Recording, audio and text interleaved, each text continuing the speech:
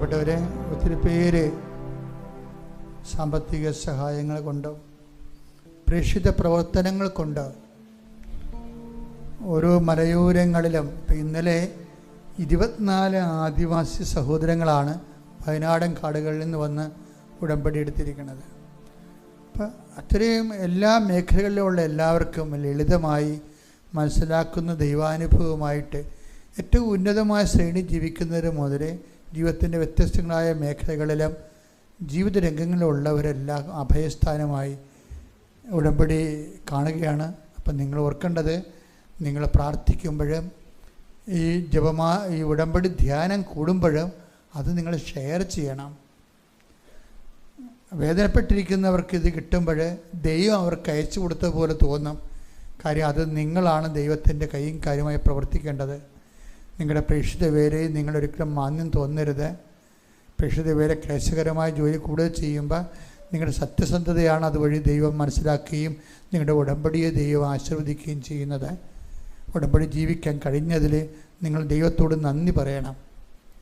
എല്ലാവരും അങ്ങനെയാണ് പറയണം. ഇതൊരു ജീവിത രീതിയായിട്ട് ഞങ്ങൾ മനസ്സിലാക്കുന്നുവെന്ന് പറഞ്ഞുകൊണ്ട് ഇതിൽ ജീവിച്ച് മരിക്കാൻ ഇടയാക്കണമെന്നൊക്കെ ആൾക്കാർ പ്രാർത്ഥിക്കണം. ഇപ്പോഴും നമ്മുടെ ഇവിടുത്തെ എഡിറ്റർ, നമ്മുടെ വീഡിയോ ഒക്കെ എഡിറ്റ് ചെയ്യണ എഡിറ്റർ സ്ഥലം മാറിപ്പോയി. അപ്പോൾ അത് സീറ്റ് വേക്കൻ്റാണ്. അപ്പോൾ വീഡിയോ എഡിറ്റിംഗ് അറിയാവുന്നവർ ഈ ദിവസങ്ങളിൽ അച്ഛനുമായിട്ട് കോൺടാക്റ്റ് ചെയ്യേണ്ടതാണ്, അല്ലെങ്കിൽ നമ്മുടെ വാട്സപ്പിൽ കോൺടാക്റ്റ് ചെയ്യേണ്ടതാണ്.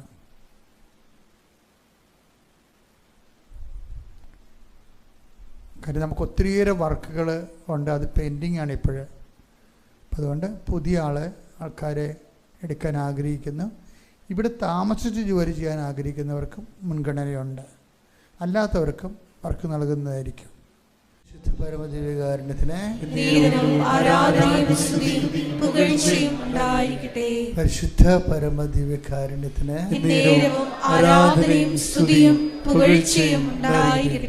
പരിശുദ്ധ പരമദിവ്യകാരുണ്യത്തിന്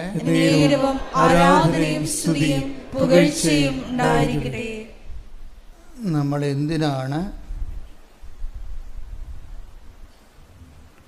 ഒരു ഉടമ്പടി ജീവിതം അഥവാ ഒരു ഉടമ്പടി ജീവിതത്തിലേക്ക് വന്നത് എന്നാരെങ്കിലും ചോദിച്ചാൽ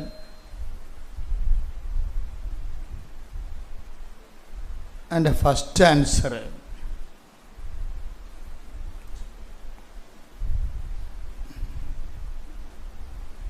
എൻ്റെ ആദ്യത്തെ ഉത്തരം എന്ന് പറയണത്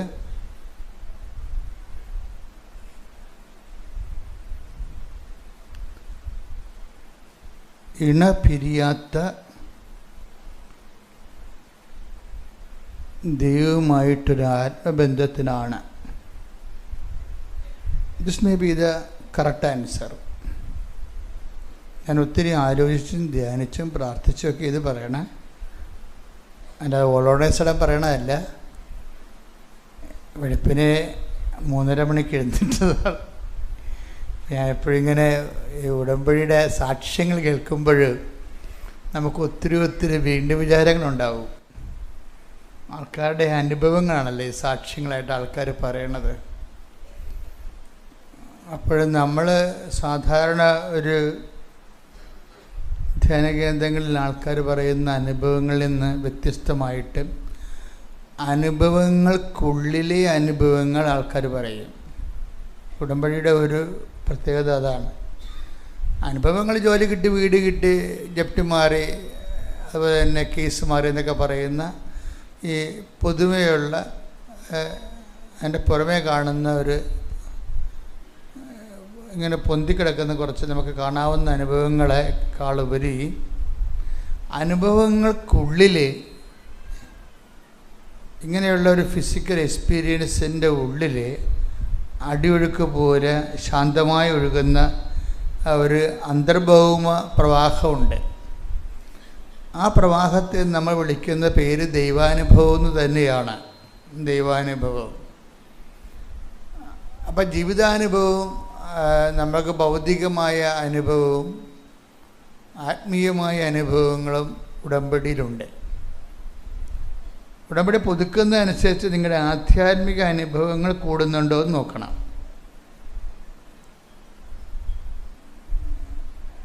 ഇപ്പം നമുക്ക് ഉടമ്പടി വെച്ചിരിക്കുന്ന നിയോഗബന്ധിയാണല്ലോ, നിയോഗബന്ധിയാണ്.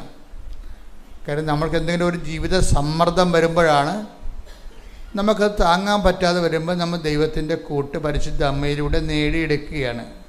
ചിലപ്പോൾ ജോലികൾ നീണ്ടുപോവുകയും വരുമാനം ഇല്ലാതെ വരികയും മാസങ്ങളോളം വരുമാനം ഇല്ലാതെ വരുമ്പോൾ അതനുസരിച്ച് ചിലപ്പോൾ കറണ്ട് ചാർജ് കൂടും, ചിലപ്പോൾ വാടക താമസിക്കണമെങ്കിൽ ഉടയക്കാർ ഇറങ്ങാൻ പറയും. അപ്പോൾ അങ്ങനെയുള്ള ജീവിത സമ്മർദ്ദങ്ങൾക്കാണ് നമ്മൾ ഉടമ്പടി എടുക്കുന്നത്, ഒരു സംശയമില്ല കാര്യം. നമുക്ക് ഒറ്റക്ക് താങ്ങിക്കൊണ്ടു പോകാൻ പറ്റാത്ത അവസ്ഥ വരുമ്പോൾ ഈ ഭൗതികമായ കാര്യങ്ങൾക്ക് നമുക്കൊരു സഹായം കിട്ടാനാണ്. കാര്യം ഉടമ്പടിയുടെ ബേസ്മെൻറ്റ് അത് തന്നെയാണ്. അവർക്ക് വീഞ്ഞില്ല എന്ന് പറയുന്നിടത്ത് വെച്ചാണ് തുടങ്ങണത്. വീഞ്ഞെന്ന് പറഞ്ഞാൽ ആത്മീയ കാര്യമൊന്നുമല്ല, കല്യാണത്തിൽ വീഞ്ഞ് തീർന്നു പോയ വിഷയമാണ്.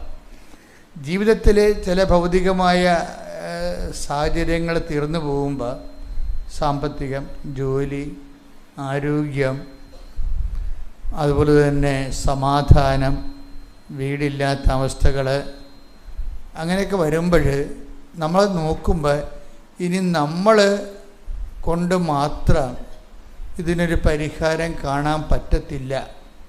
അങ്ങനെ വരും ജീവിതത്തിൽ. ഇപ്പം നിങ്ങൾക്കുള്ള സ്വാധീനങ്ങൾ, നിങ്ങളുടെ വിദ്യാഭ്യാസം, നിങ്ങൾക്ക് ലഭിക്കാൻ സാധ്യതയുള്ള നിങ്ങളുടെ മെരിറ്റ്, ഇതൊക്കെ നോക്കുമ്പോൾ നിങ്ങൾ ചിലപ്പോൾ അകപ്പെട്ട് നിൽക്കണ പോലെ തോന്നും. ആരും നമ്മളെ സഹായിക്കാനില്ല. പിന്നെ വേറെയും ചില കാര്യങ്ങൾ നിങ്ങൾ തിരിച്ചറിയും. എന്താണ്? നമ്മൾ ചിരിച്ചും കളിച്ചുമൊക്കെ നമ്മുടെ കൂടെ നടക്കുന്ന ബന്ധുക്കളും സ്വന്തപ്പെട്ടവരും പോലും നമുക്ക് രക്ഷപ്പെട്ടെന്ന് കാണുമ്പോൾ അവരുടെ മോന്ത മാറും പെട്ടെന്ന് അവരിങ്ങനെ ഒക്കെ ഉണ്ട്. അപ്പോൾ നമുക്ക് വേറെ കാര്യം തിരിച്ചറിയും. എന്താണ്? എല്ലാവരും ഉണ്ട്, ആരും ഇല്ല. അത് കറക്റ്റാണ്. അത് നീ പെട്ടെന്ന് ഞാൻ പറയണത് നിങ്ങൾ എപ്പോഴും പെട്ടെന്ന് തിരിച്ചറിയണമെന്ന് ഞാൻ പറയത്തുള്ളൂ. ചില ആൾക്കാർ വയസ്സായാലേ അറിയത്തുള്ളൂ. ഇതൊക്കെ ഒരു 10-25 വയസ്സിനുള്ളിൽ തിരിച്ചറിയേണ്ട കാര്യങ്ങളാണ്. എല്ലാവരും ഉണ്ട്, പക്ഷേ ബേസിക്കായിട്ട് ആരുമില്ല. അത് നമ്മൾ 25 വയസ്സിനുള്ളിൽ തിരിച്ചറിയണം. ചില പൊട്ടന്മാർ അത് 70 വയസ്സാകുമ്പോഴൊക്കെയാണ് തിരിച്ചറിയണത്. അപ്പോൾ കയ്യിൽ നിന്നെല്ലാം പോയി പോകും. കയ്യിൽ നിന്ന് എല്ലാം പോയി പോകുമെന്ന് പറഞ്ഞു കഴിഞ്ഞാൽ ഞാൻ എന്താ ഉദ്ദേശിച്ചു കഴിഞ്ഞാൽ പണവും പൊന്നുമൊന്നുമല്ല, മറിച്ച് ദൈവം. ഇപ്പം ഈ നെടുമ്പാശ്ശേരിയില്ലേ, ഞാനെപ്പോഴും നെടുമ്പാശ്ശേരി ചെല്ലുമ്പോൾ ആ ടെർമിനൽ 3യിൽ കാണുന്ന കുറച്ച് കാഴ്ചകളുണ്ട്. ടെർമിനൽ 3 എന്ന് പറഞ്ഞാൽ ഇൻ്റർനാഷണൽ എയർപോർട്ടിൻ്റെ ആണ്, മറ്റേ ഡൊമസ്റ്റിക്.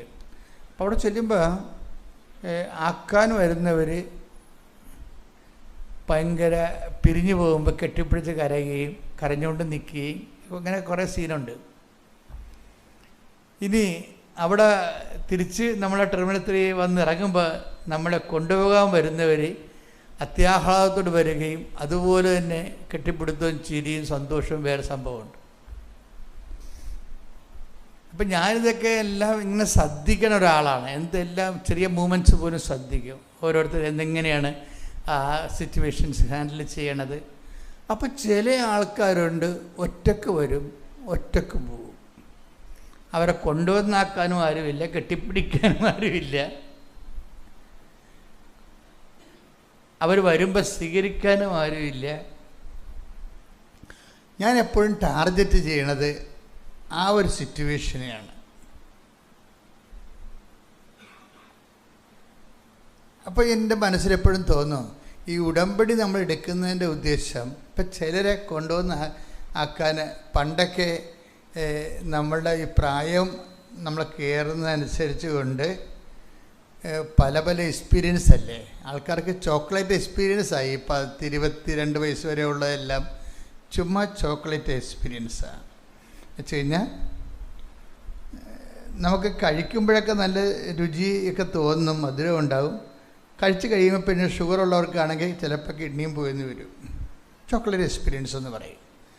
എന്ന് വെച്ച് കഴിഞ്ഞാൽ നമ്മൾ അപ്പനുണ്ട്, ആങ്ങളയുണ്ടെന്നൊക്കെ പറഞ്ഞിട്ട് നമ്മൾ നമ്മുടെ ഒരു പ്രായത്തിൽ നമ്മൾ ഇവരുടെയൊക്കെ സ്നേഹം, അത് സത്യസന്ധമായ സ്നേഹമാണ്, ഒരു സംശയമില്ല. അപ്പൻ്റെയൊക്കെ സ്നേഹം എന്ന് പറഞ്ഞാൽ സത്യസന്ധമായ സ്നേഹമാണ്, അതിൻ്റെ ഒരു ഡൗട്ടും ഇല്ല. അമ്മയുടെ സ്നേഹവും സത്യസന്ധമായ സ്നേഹമാണ്. ആങ്ങളമാരുടെ സ്നേഹവും പെങ്ങന്മാരുടെ സ്നേഹവും എല്ലാം, ഭാര്യ ഭർത്താക്കന്മാരുടെ എല്ലാ സ്നേഹങ്ങളും ഞാൻ മനസ്സിലാക്കിയിരിക്കുന്നത് സത്യസന്ധമായ സ്നേഹങ്ങളാണ്. അതിൻ്റെ അകത്ത് യാതൊരു കലർപ്പുമില്ല. ഇൻ കേസ് ചില അനുഭവങ്ങളൊക്കെ വരുമ്പോൾ ചിലർ അങ്ങോട്ടും ഇങ്ങോട്ടും ഒന്ന് ചെറിയ ചലിക്കുമെന്നുണ്ടെങ്കിലും ബേസിക് ലവ് ഫണ്ടമെൻ്റൽ ലവ് ആണ്. ഞാൻ എന്താ പറയാൻ ഉദ്ദേശിക്കുന്നത് ചോദിച്ചു കഴിഞ്ഞാൽ, പക്ഷേ ഇതൊരു പതയാണ് ശരിക്കും. എന്നുവെച്ചാൽ നമ്മൾ പ്രായമാകുന്നതോടുകൂടി ഈ ആൾക്കാരൊക്കെ ഒന്നെങ്കിൽ നമ്മൾ പിരിഞ്ഞു പോകും, അല്ലെങ്കിൽ അവർ പിരിഞ്ഞു പോകും. ഒന്നെങ്കിൽ നമ്മളെ പിരിഞ്ഞു പോകും, കല്യാണം കഴിച്ച്, അല്ലെങ്കിൽ നമ്മൾ വേറൊരു ജോലി കിട്ടി, നമുക്ക് ട്രാൻസ്ഫറായി, നമ്മുടെ ജോലിക്ക് വേണ്ടി കുഞ്ഞുങ്ങളെ പോറ്റാൻ വേണ്ടി വേറെ ഒരു രാജ്യത്ത് പോയി, വേറെ ഒരു സംസ്ഥാനത്ത് പോയി നമ്മൾ പിരിഞ്ഞു പോകും. അല്ലെങ്കിൽ നമ്മൾ തിരിച്ചു വരുമ്പോൾ നമ്മളെ കൊണ്ടുപോകുന്ന വീട്ടിലോട്ട് കൂട്ടിക്കൊണ്ടുപോകാൻ അപ്പനില്ല. അപ്പൻ നമുക്ക് ചങ്കടിപ്പ് വരും. കാര്യമാണ്, അപ്പൻ്റെ ദൗത്യം പൂർത്തിയാക്കി കർത്താവിലേക്ക് തിരിച്ചു പോയി കാണും. ഏതെങ്കിലും ഒരു കാലത്ത് അപ്പൻ്റെ മരണത്തിന് നമ്മൾ വന്നിറങ്ങേണ്ടി വരുന്നിടുമ്പോൾ ശരിയില്ലേ, ഉറപ്പല്ലേ? ഏതെങ്കിലും ഒരു നിങ്ങൾക്ക് ഉണ്ടാകുന്ന കുഴപ്പമെന്ന് വെച്ചാൽ നിങ്ങൾ ആ സമയത്താണ് അയ്യോ പൊത്തൊന്നും നിലവിളിക്കുന്നത്. നിങ്ങൾ മനസ്സിനെ ട്രെയിൻ ചെയ്യണം. ഒരു 25-30 വർഷം മുമ്പിലിട്ടിട്ട് മനസ്സിനെ ട്രെയിൻ ചെയ്യണം. ഇന്ന കാര്യങ്ങൾ 35 വർഷത്തിൽ നടക്കും. It's okay, clear. എന്തുകൊണ്ടാണ് അങ്ങനെ പറഞ്ഞത് വെച്ച് കഴിഞ്ഞാൽ, ആ സമയത്ത് അല്ലെങ്കിൽ ദൈവം എന്നോട് അങ്ങനെ ചെയ്ത്, ദൈവം എന്നോട് ഇങ്ങനെ ചെയ്തെന്ന് പറഞ്ഞു വെച്ചാൽ ഇമോഷണൽ ജീവികൾ ആവശ്യമില്ലാത്ത രീതിയിൽ വിഷയം സെൻറ്റിയാക്കി കളയും. അങ്ങനെ അപ്പോൾ അത് ആധ്യാത്മിക ജീവിതത്തെ ബാധിക്കും. അപ്പോൾ ഈശോയുടെ ഒരു നിലപാടെന്ന് പറയണത്, ഞാനത് മുൻകൂട്ടി പറഞ്ഞിരിക്കുന്നുവെന്ന് ഈശോ പറയും. ചില ക്ലേശങ്ങളെക്കുറിച്ചൊക്കെ പറഞ്ഞിട്ട് അവസാനം പറയും, നിങ്ങൾ ആ സമയത്ത് കൈയും കാലും വിട്ട് അടിക്കാതിരിക്കാൻ വേണ്ടി ഞാനിത് മുൻകൂട്ടി പറഞ്ഞിരിക്കുന്നു. അത് ഈശോ പറയും. ഇപ്പം ചില കാര്യങ്ങൾ നമ്മൾ മുൻകൂട്ടി അറിഞ്ഞു വെച്ചേക്കുന്നത് നല്ലതാണ്. അറിഞ്ഞു വെക്കുന്നത് എന്തിനാണെന്ന് വെച്ച് കഴിഞ്ഞാൽ, ആധ്യാത്മികമായ കാലാവസ്ഥകളെ വലിയ ഡിസ്റ്റർബൻസ് ഇല്ലാത്ത രീതിയിൽ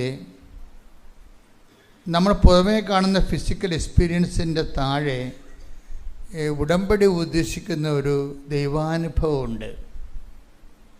ഉടമ്പടി ഉദ്ദേശിക്കുന്ന ആ ഉടമ്പടി ഉദ്ദേശിക്കുന്ന ദൈവാനുഭവത്തിലേക്ക് നിങ്ങളെ ലാൻഡ് ചെയ്യുകയാണ് ഞാൻ ഇത്രയും നേരം സംസാരിച്ചതിൻ്റെ ഉദ്ദേശം. അല്ലെങ്കിൽ നിങ്ങൾ ജോലി, വീട്, വിവാഹം, ജപ്തി എന്നും പറഞ്ഞുകൊണ്ട് മരണം വരെ ഇതും പറഞ്ഞുകൊണ്ടിരിക്കും.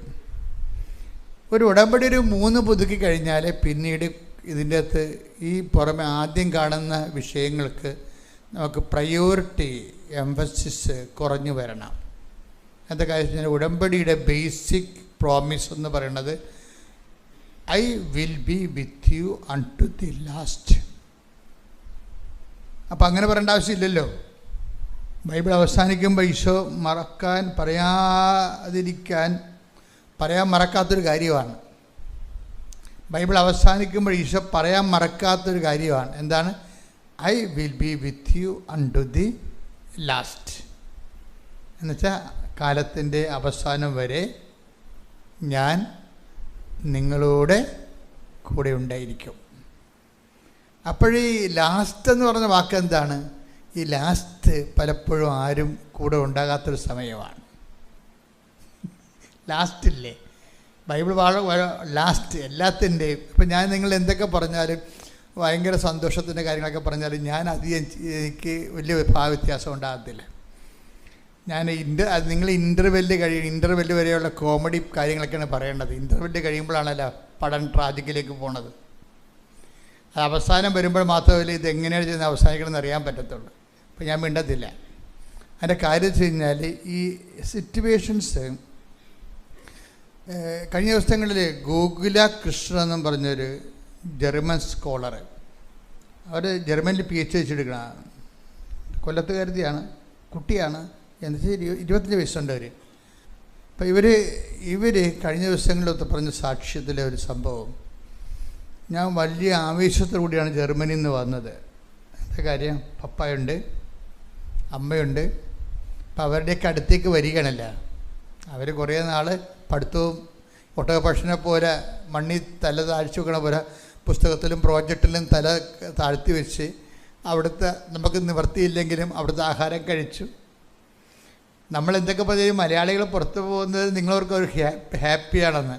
അവരെന്തിനാണ് കുടുംബത്തൊക്കെ കെട്ടിവരിച്ചുകൊണ്ട് പോകുന്നതിൻ്റെ കാര്യം വെച്ച് കഴിഞ്ഞാൽ, ആ ചോറും കറിയും കഴിക്കാൻ വേണ്ടിയാണ് ഒരു പ്രധാനപ്പെട്ട കാര്യം. ആ വീട്ടിൽ ഭക്ഷണം കഴിക്കാൻ വേണ്ടിയാണ്. അവിടുത്തെ ഭക്ഷണമൊക്കെ നമുക്ക് ഒരു ടൈം കഴിഞ്ഞാൽ നമുക്കൊന്നും കഴിക്കാൻ പറ്റത്തില്ല. അത് നമ്മൾ യൂസ്ഡ് അല്ല, നമ്മുടെ ബോഡി യൂസ്ഡ് അല്ല. നമ്മൾ 10-30 വയസ്സ് കഴിഞ്ഞിട്ടല്ല അങ്ങോട്ടൊക്കെ പോണത്. അല്ലെ കുഞ്ഞുനാൾ പോലെ അവിടെ തന്നെ ജീവിക്കണം. അപ്പോഴേ അവർ തിരിച്ച് വീട്ടിലേക്ക് വരുമ്പോൾ ഒത്തിരിയാണ് കൂട്ടുകാർ അവർ തന്നെ നല്ല ഭക്ഷണം എന്നൊക്കെയാണ് അവർ പറയണത്. നല്ല ഭക്ഷണം എന്ന് എന്താ, നമ്മുടെ ഭക്ഷണത്തിനെ പറയണത്. നമ്മുടെ ഭക്ഷണം നല്ലതാണെന്ന് നമുക്കറിയത്തില്ല, കാര്യം നമ്മുടെ ബോഡിയെല്ലാം വീക്കല്ലേ, നമ്മുടെ ഭക്ഷണം നല്ലതല്ല. ബാക്കിയുള്ള ജനങ്ങളെല്ലാം ഹിന്ദിക്കാർ വരെ എന്തുമാത്രം സ്ട്രോങ്ങാണ്. അവരെ പരിപ്പിൻ്റെ ആളൊക്കെ കഴിച്ചിട്ട് കുടവേറൊന്നും ഇല്ലാതെ, എനിക്ക് പോലും കുടവേറ എന്നോട് ചോദിക്കും, ധ്യാനവും കുടവേറൊന്നും എങ്ങനെ അഡ്ജസ്റ്റ് ചെയ്യണമെന്ന് ചോദിക്കും. ഞാനെന്ത് ചെയ്യാനാ, ഇരുന്ന് ജോലിയല്ലേ എപ്പോഴും, അതുകൊണ്ട് വേറെ കച്ചാടുന്നുണ്ട്. ഇപ്പം ഞാൻ ഇതൊക്കെ നിർത്തി, ചോറൊക്കെ നിർത്തി വരികയെ. പക്ഷെ എന്ത് സംബന്ധിച്ച് നമ്മുടെ ഭക്ഷണം അത്ര നല്ലതല്ല, പക്ഷെ നമുക്ക് നല്ലതാണ്. നമുക്കത് കഴിക്കാൻ വേണ്ടി നമ്മൾ വരുമ്പോൾ ഇവിടെ എന്താ ഈ ഗോകുലകൃഷ്ണൻ പറയണത്, ഞാൻ ഇത്രയും അത്യാഹ്ലാദത്തോട് വീട്ടിലോട്ട് വരുമ്പോൾ പപ്പയാണെങ്കിൽ വെള്ളം അടിച്ച് കോടം തിരിഞ്ഞ് നിൽക്കുകയും. അപ്പം എനിക്ക് വല്ലാത്ത സങ്കടം വന്നു. കാരണം അപ്പോഴീ കല്യാണം കഴിക്കാത്തവർക്ക് പിന്നെ ഉള്ള പെൺപിള്ളേർക്ക് ആർക്ക് പാപ്പടമുള്ളത് ആരാണ്? ആ പച്ചത്തൂരിതെന്ന് പറഞ്ഞാൽ അപ്പായാണ് ശരിക്കും പറഞ്ഞാൽ. അമ്മയുണ്ട്, പക്ഷെ പെൺപിള്ളേരെ സംബന്ധിച്ചിടത്തോളം അവർക്ക് പുറത്ത് പറയത്തില്ലെങ്കിൽ അപ്പയുടെ മനസ്സിലേക്കാണ് അവർ വരണത്. ശരിക്കും ആദ്യം ഫസ്റ്റ് ലാൻഡിങ് ചെയ്യണം. ആൺപിള്ളേരാണെങ്കിൽ അമ്മയുടെ മനസ്സിലേക്കായിരിക്കും അവർ വരണത്. അതാ വ്യത്യാസമുണ്ട്. പക്ഷെ ഇവിടെ വരുമ്പോൾ ഈ മനുഷ്യൻ കുടിച്ച് കോൺതിരിഞ്ഞ് ഒരു പരിചയമില്ലാത്ത പോലെയൊക്കെ നിൽക്കണാകുമ്പോൾ തകർന്നു പോകും, മനുഷ്യൻ തകർന്നു പോകും. അതുപോലെ അമ്മയാണെന്ന് അമ്മയുടെ അടുത്ത് വരുമ്പോൾ അമ്മ രോഗിയുമായിട്ട് കിടപ്പാണ്. അപ്പോൾ ആ സീനെന്ന് പറയുന്നത് കോന്ത്രയാണ് ശരിക്കും പറഞ്ഞാൽ, ഉൾക്കൊള്ളാൻ പറ്റത്തില്ല. അപ്പോൾ അവൾ പറയണത്, ഞാൻ ആ സിറ്റുവേഷൻ എങ്ങനെ ഹാൻഡിൽ ചെയ്യുന്നറിയാമോ? ഞാൻ ഹാൻഡിൽ ചെയ്തത് അച്ഛൻ നേരത്തെ പറഞ്ഞിട്ടുണ്ട് ഡെയിലി ബ്രെഡിൽ. അപ്പോൾ ഈ അത് ഡെയിലി ബ്രെഡിൽ ഞാൻ എന്താ പറഞ്ഞു വെച്ച് കഴിഞ്ഞാൽ, ഞാൻ പറഞ്ഞു ഈശോ ജോർദാൻ നദിയിലെ പച്ചപ്പിൽ നിന്നാണ് നേരെ മരുഭൂമിയിലേക്ക് പോകുന്നത്. അപ്പോൾ ബുദ്ധിയുള്ള ആൾക്കാർ ഞാൻ പറയുമ്പോൾ അവിടെ ലൈഫുമായിട്ട് അതിനെ തട്ടിച്ച് നോക്കും. അവർ പിടിച്ചു നിൽക്കണത് എങ്ങനെ, അതാണ്. അപ്പോൾ അവളും ശരിക്കും എന്താ ചെയ്തിരിക്കണത്, അവൾ ആ പച്ചപ്പിൽ നിന്ന് നേരെ വീട്ടിൽ വരുമ്പോൾ വീടല്ലാണ്ടായി തോന്നുന്ന അവസ്ഥ. വീടിൻ്റെ കെമിസ്ട്രി ആകെപ്പാടെ മാറി അത് വേറൊരു കോമ്പൗണ്ടായിട്ട് മാറിയിരിക്കുക, വേറൊരു സംഭവമായിട്ട്. നമ്മുടെ വീടൊക്കെ മാറണമെങ്കിൽ അധികം സമയം വേണ്ട.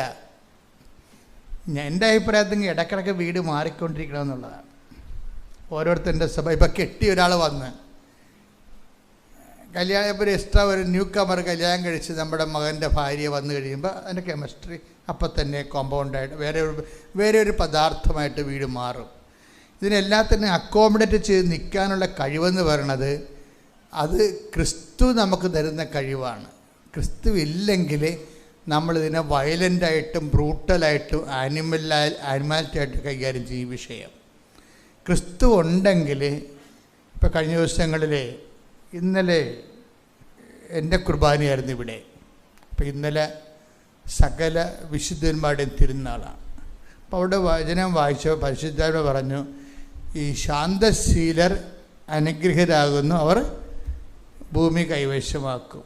അപ്പോൾ അത് എങ്ങനെ എക്സ്പ്ലെയിൻ ചെയ്യേണ്ടതെന്ന് പ്രാർത്ഥിച്ചപ്പോൾ പരിശുദ്ധാത്മാവ് പറഞ്ഞു, താഴെ കിടക്കുന്ന വചനത്തിൻ്റെ താക്കോൽ വെച്ചാണ് ഈ വീട് തുറക്കേണ്ടതെന്ന് പറഞ്ഞു. എന്താണ്? ശാന്തശീല അനുഗ്രഹരാകുന്ന ഭൂമി കൈവശമാക്കും. അപ്പം നമ്മൾ നിൽക്കുന്ന ഇടത്തിൻ്റെ മേൽ ആധിപത്യം സ്ഥാപിക്കുന്നതിന് ശാന്തത വേണമെന്നാണ് ഈ പറയണത്. അല്ലെങ്കിൽ നമ്മൾ വീടൊഴിഞ്ഞ് പോകേണ്ടി വരും, അല്ലെങ്കിൽ അവിടെ ജീവിക്കാത്തതും കണക്കായിട്ട് വരും. ശാന്തത. അപ്പം അത് എങ്ങനെയാണ് ആ ശാന്തത ഉണ്ടാക്കണത്? ആ ശാന്തത ഉണ്ടാക്കണതിൻ്റെ താഴൊരു വചനമുണ്ട്, എന്നെ പ്രതി മനുഷ്യർ നിങ്ങളെ അവഹേളിക്കുകയും വ്യാജമായി എല്ലാത്തരം കുറ്റങ്ങളും നിങ്ങളുടെ മേൽ ആരോപിക്കുകയും ചെയ്യുമ്പോൾ നിങ്ങൾ ആഹ്ലാദിച്ച് ഉല്ലസിക്കുകയും സ്വർഗത്ത് നിങ്ങൾക്കുള്ള പ്രതിഫലം. Take the word of God.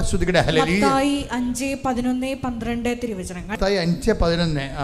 എന്നെ പ്രതി മനുഷ്യർ നിങ്ങളെ അവഹേളിക്കുകയും പീഡിപ്പിക്കുകയും എല്ലാവിധ തിന്മകളും നിങ്ങൾക്കെതിരെ വ്യാജമായി പറയുകയും ചെയ്യുമ്പോൾ നിങ്ങൾ ഭാഗ്യവാന്മാർ. നിങ്ങൾ ആനന്ദിച്ചാഹ്ലാദിക്കുവിൻ. സ്വർഗത്തിൽ നിങ്ങളുടെ പ്രതിഫലം വലുതായിരിക്കും. വളരെ കൃത്യമാണ് അതിൻ്റെ അകത്ത് മുകളിൽ പറയുന്ന സുവിശേഷ ഭാഗ്യങ്ങളാണ് വിഷയം. ആ സുവിശേഷ ഭാഗങ്ങളിൽ എന്തൊക്കെയാ ഉള്ളതെന്ന് നോക്കിയേ. ശാന്തശീലർ, മത്തായി 5-ാം അധ്യായം 3 മുതലുള്ള തിരുവചനങ്ങൾ.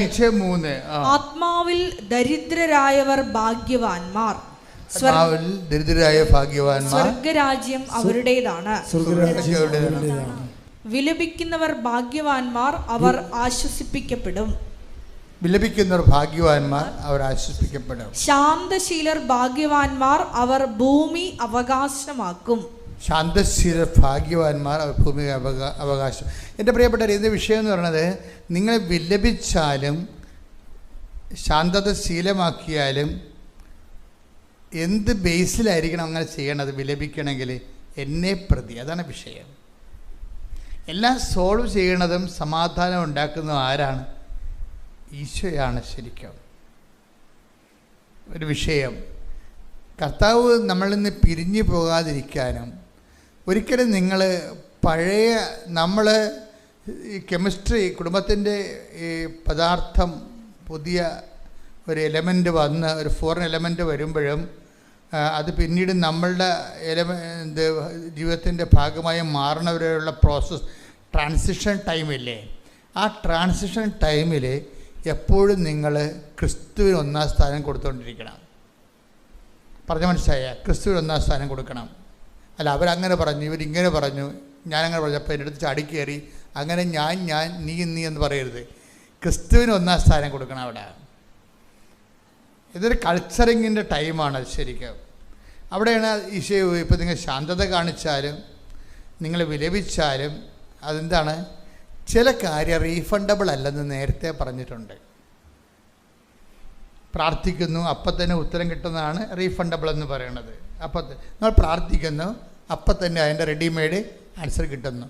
പക്ഷേ ഈശോ കൃത്യമായിട്ടൊരു കാര്യം പറഞ്ഞു, ചില കാര്യങ്ങൾക്ക് നമ്മൾക്ക് റെഡി ടു ആൻസർ, എന്താണ് ഇൻസ്റ്റൻറ്റ് പോലെ ഇൻസ്റ്റൻറ്റ് ബ്രേക്ക്ഫാസ്റ്റ് എന്നൊക്കെ പറയത്തില്ലേ, റെഡി ടു ഈറ്റ് എന്ന് പറഞ്ഞ് ചുമ്മാ കൊണ്ടുപോയി ഒന്ന് ഓവനിൽ കാണിച്ചിട്ട് കഴിക്കാൻ പറ്റിയ സാധനമായിട്ടല്ല. അത് കുറച്ച് കഴിഞ്ഞ് മാത്രമേ റീഫണ്ടബിൾ ആകത്തുള്ളെന്ന്. കോശമണി പോലെയാണ്. കോശമണി നമ്മൾ കോളേജിൽ ചെല്ലുമ്പോൾ പ്രത്യേകിച്ച് സെക്കൻഡ് ഗ്രൂപ്പുകാർക്ക് കുറച്ച് പണം അവിടെ അടക്കണം. ഇവർ വരെ തല്ലുകയോ പൊട്ടിക്കുകയൊക്കെ ചെയ്തെങ്കിൽ അതിന് പണം പിടിക്കാൻ വേണ്ടി ആക്കണം. ചില സംഭവങ്ങൾ കോശമണി പോലെയാണ്, പിരിഞ്ഞു പോരുമ്പോൾ നമുക്ക് കിട്ടത്തുള്ളത്. അതുപോലെ തന്നെയാണ് ചില കാര്യങ്ങൾ നമുക്ക് ഇൻസ്റ്റൻറ്റ് റീഫണ്ടബിൾ അല്ല, അപ്പം തന്നെ കിട്ടത്തില്ല. ഇപ്പം നിങ്ങളിപ്പോൾ ക്ഷമിക്കുന്നു, ചില കാര്യങ്ങൾ ഏകപക്ഷീയമായി ക്ഷമിക്കുന്നു, അതിൻ്റെ പേരിൽ അടുത്ത ആഴ്ച ജോലി കിട്ടുമെന്ന് പറഞ്ഞാൽ ഇരിക്കത്തില്ല. ഞാൻ ക്ഷമിച്ചു, കാര്യം എന്താണ്? ഞാൻ ഉടമ്പടി എടുത്തിട്ടുണ്ട്. കർത്താവ് എങ്ങനെ ഞാൻ ക്ഷമിക്കാത്തതിൻ്റെ പേരിൽ കർത്താവ് ജോലി തന്നില്ലെങ്കിൽ എന്ത് ചെയ്യും? അങ്ങനെ ഇങ്ങനെ ഇൻ്റർ കണക്ട് ചെയ്യേണ്ട. ചില കാര്യങ്ങൾക്ക് ചില മേജറായിട്ട് നിങ്ങൾ ചെയ്യുന്ന കാര്യങ്ങൾ, മൈനർ കാര്യങ്ങൾ ഓക്കെയാണ്. ചില മേജർ ഇൻവെസ്റ്റ്മെൻറ്റ്സ് ഒരിക്കലും റീഫണ്ടബിൾ അല്ല. ചില മേജർ ഇൻവെസ്റ്റ്മെൻറ്റ്സ്, അപ്പം നിങ്ങൾ ഓർക്കുക എന്താ മേജർ ഇൻവെസ്റ്റ്മെൻറ്റ്സ് എന്ന് അച്ഛൻ ഉദ്ദേശിക്കുന്നത്? നിങ്ങൾ ഗുരുതരമായി നിങ്ങൾക്ക് നഷ്ടം വരുന്നൊരു കാര്യം നിങ്ങൾ ഈശോയെക്കുറിച്ച് ചെയ്തെന്ന് വിചാരിച്ചോ, അതിന് അപ്പം തന്നെ നിങ്ങൾക്ക് അതിൻ്റെ ആയിട്ടുള്ളൊരു പ്രതിഫലം കിട്ടത്തില്ല. എന്താ കാര്യം? അത് ക്യാരി ഓവർ ചെയ്തിരിക്കുന്നത് ഇറ്റേണൽ അക്കൗണ്ടിലേക്ക് പോയിരിക്കുകയാണ്. അതാണ് ഈശോ പറയണത്. എന്താണ് അവസാനം പറഞ്ഞ വചനം? 5:11 എന്താ? എന്നെ പ്രതി മനുഷ്യർ നിങ്ങളെ അവഹേളിക്കുകയും പീഡിപ്പിക്കുകയും എല്ലാവിധ തിന്മകളും നിങ്ങൾക്കെതിരെ വ്യാജമായി പറയുകയും ചെയ്യുമ്പോൾ, ഇതാണ് മേജർ എന്ന് പറയുന്നത്. വേജമായിരിക്കും ആ സംഭവത്തിൽ സത്യം ഉണ്ടാകത്തില്ല. വേജമായി നിങ്ങൾ ഒരു കാര്യം പറയുമ്പോൾ നിങ്ങൾ എന്ത് ചെയ്യും? അത് തെളിയിക്കാൻ വേണ്ടി ചിലപ്പോൾ കോടതി വരെ പോകും. ചിലപ്പോൾ നിങ്ങൾ വാശി പിടിച്ച് വിവാഹമോചനം വരെ ആവശ്യപ്പെടും. കാര്യം നിങ്ങൾ ചെയ്യാത്ത കാര്യമാണ്. ഇപ്പോൾ ഇന്നലെ ഒരു ഭർത്താവ് എൻ്റെ അടുത്ത് കൊച്ചിനെ കാണിച്ച് പറഞ്ഞു, ഈ കൊച്ചിനെ കുറിച്ച് ഞങ്ങൾ തമ്മിൽ ഇപ്പോൾ പിരിഞ്ഞിരിക്കുകയാണെന്ന്. ഞാൻ ഡീറ്റെയിൽസിലോട്ട് പോയില്ല, എന്തിനാ അവനെ കൊണ്ട് തോന്നിയ തെറ്റ് പറയിപ്പിക്കുന്നത്. ഞാൻ പറഞ്ഞ കർത്താവ് ആ വിഷയം ഒരു കൊച്ചു ജനിച്ചപ്പോൾ അതിൻ്റെ പേരിൽ പറഞ്ഞ് പിശകി ഭർത്താവും ഭാര്യയായിട്ട് പിരിഞ്ഞിരിക്കുകയാണ്. അപ്പോൾ അത് ഇതിൻ്റെ അകത്ത് രണ്ടുപേർക്കും അറിയാം, വലിയ കഥയൊന്നും ഇല്ലെന്നറിയാം. പക്ഷേ ഒരു വാശിയാണ് അവിടെ വർക്ക് ചെയ്യണത്. ഈ വാശി വിട്ടുകൊടുക്കാൻ ആരും തയ്യാറല്ല. കുറഞ്ഞു പോകുമെന്ന് വിചാരിച്ചിട്ട് അവൾ കുറഞ്ഞു പോകും, അല്ലെങ്കിൽ അവൻ കുറഞ്ഞു പോകുമെന്ന് വിചാരിച്ചുകൊണ്ട് അവൾ വരട്ടെ അല്ലെങ്കിൽ അവൻ വരട്ടെ എന്ന് പറഞ്ഞുകൊണ്ട് കാത്തിരുന്ന് മുടി നിരക്കണമെന്ന് കോടതി തോക്കണം എന്നല്ലാതെ വേറെ കാര്യമൊന്നുമില്ല. നിങ്ങളെപ്പോഴും നമ്മൾ ശ്രദ്ധിക്കേണ്ടത്, ഒരു സാധനത്തിനെ കെട്ടിയെടുത്താൽ പിന്നെ അത് നിങ്ങൾ ദൈവത്തിൻ്റെ തിരുസന്നിധിനെ ആശീർവദിച്ച് മേടിച്ച സാധനമാണെങ്കിൽ അതിനെ കളയാതിരിക്കുന്നതാണ് എപ്പോഴും ഭാര്യയ്ക്കും ഭർത്താവിനും നല്ലത്. തമാശ പറയല്ല. കാരണം നിങ്ങൾ കഴിഞ്ഞിട്ട് വാശിപ്പുറം കളഞ്ഞിട്ട് വേറെ ഒരെണ്ണത്തിനെ കെട്ടി അവളുടെ മുമ്പിൽ കൂടി ഞാൻ നടക്കുമെന്നൊക്കെ പറഞ്ഞിട്ട് കഥയൊന്നും, അതൊക്കെ ചുമ്മാ മസിൽ പിടുത്തമാണ്. കുറച്ച് കഴിയുമ്പോൾ നിങ്ങൾ വയസ്സാകും. അപ്പം നിങ്ങൾ പറയും അവനേക്കാളും ബെറ്ററായിട്ടുള്ളവനെ ഞാൻ കല്യാണം കഴിച്ചിട്ട് അവൻ്റെ വീടിന് ബാക്കി കൂടി പോവും, അതിനേക്കാൾ ബെറ്ററായിട്ടുള്ള കാറ് ഞാൻ മേടിക്കും. ഇങ്ങനെ കുറേ മൃഗങ്ങളുണ്ട് ശരിക്കും പറഞ്ഞാൽ. എന്ന് വെച്ച് കഴിഞ്ഞാൽ മൃഗങ്ങളെന്ന് പറഞ്ഞാൽ എന്താണ്? ആത്മാവില്ലാത്ത സാധനങ്ങൾ. ദൈവത്തെ മാറ്റി നിർത്തിയിട്ട് വീമ്പിളക്കിയിട്ട് ആൾ കളിക്കാൻ നോക്കുന്ന വാശികൾ. ഇതിന് ബൈബിൾ വിളിക്കുന്ന പേര് ലോകമെന്നും വിളിക്കും, പിശാചെന്നും വിളിക്കും. ലോകമെന്ന് പറഞ്ഞാൽ എന്താണ്? ഇതുപോലുള്ള വാശി, വൈരാഗ്യം, മത്സരം. ഉടമ്പടിയിൽ എപ്പോഴും വരുമ്പോൾ നിങ്ങളുടെ ഈ ലോകത്തിൻ്റെ കണ്ടൻറ്റ് നിങ്ങൾ ടാർഗറ്റ് ചെയ്യേണ്ട ഒരു വിഷയമാണ്. എന്നിൽ ലോകമുണ്ടോ, വാശിയുണ്ടോ, മത്സരമുണ്ടോ? വാശി എന്നാണ് പിന്നെ ഒരു മത്സരം വരണത്. മത്സരത്തിൽ നിങ്ങൾ ജയിച്ചാലും അവസാനം തോറ്റന് തുല്യമാണ്. എന്താ കാര്യം? ക്രിസ്തു ഈ ഫോർമാറ്റിൽ വർക്കൗട്ട് ചെയ്യത്തില്ല. അപ്പോൾ ക്രിസ്തുവിനെ നിങ്ങൾക്ക് മിസ്സാകും. ക്രിസ്തുവിനെ മിസ്സാകുന്നില്ലെങ്കിൽ നമ്മളെന്തിനാ ഉടമ്പടിയിൽ കാരുണ്യപ്രവൃത്തിയും അതുപോലെ തന്നെ ഇവാഞ്ചലൈസേഷനും ഒക്കെ വെച്ചിരിക്കണത് എന്താ? അതിൻ്റെ ഒരു ബേസ് എന്ന് പറഞ്ഞാൽ, ഒരു കാര്യം എന്ന് പറഞ്ഞാൽ ക്രിസ്തുവിനെ നിങ്ങൾക്ക് ഒരു കാരണവശാലും നിങ്ങൾക്ക് മിസ്സാകാതിരിക്കാനാണ്. കഴിഞ്ഞ ദിവസങ്ങളിലൊരു സാക്ഷ്യം ഉണ്ടായി. എന്നാ സാക്ഷ്യം എന്ന് പറയാമോ? അതായത് ഒന്ന് സ്തുതിക്കട്ടെ മക്കളെ. Hallelujah, hallelujah, hallelujah. സാക്ഷ്യങ്ങളിലൂടെ സംസാരിക്കുന്ന നന്ദി പറയുന്നു. ഹല്ലേലൂയ,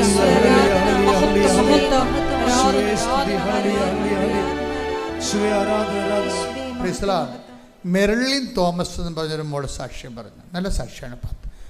പെട്ടെന്ന് ആൾക്കാർ ആ സാക്ഷ്യം കൂടുതലുണ്ട്. 37,000 അപ്പോൾ ഈ മെറിലിൻ പറയണത്, ഞാൻ നേരത്തെ ഉടമ്പടി എടുത്തതാണ്, പക്ഷെ വർക്കൗട്ട് ചെയ്തില്ലെന്ന് പറഞ്ഞു. ഞാൻ 22 മറ്റേ ഉടമ്പടി എടുത്തതാണ്. അപ്പോൾ 29 ഉടമ്പടി എടുത്തതെന്ന് പറയുമ്പോൾ ആ ഉടമ്പടിയിൽ വന്നിരിക്കുന്ന വിഷയം ഞാൻ പറഞ്ഞ് ഞങ്ങളെ ഡെൻഡലിലായിരുന്നു.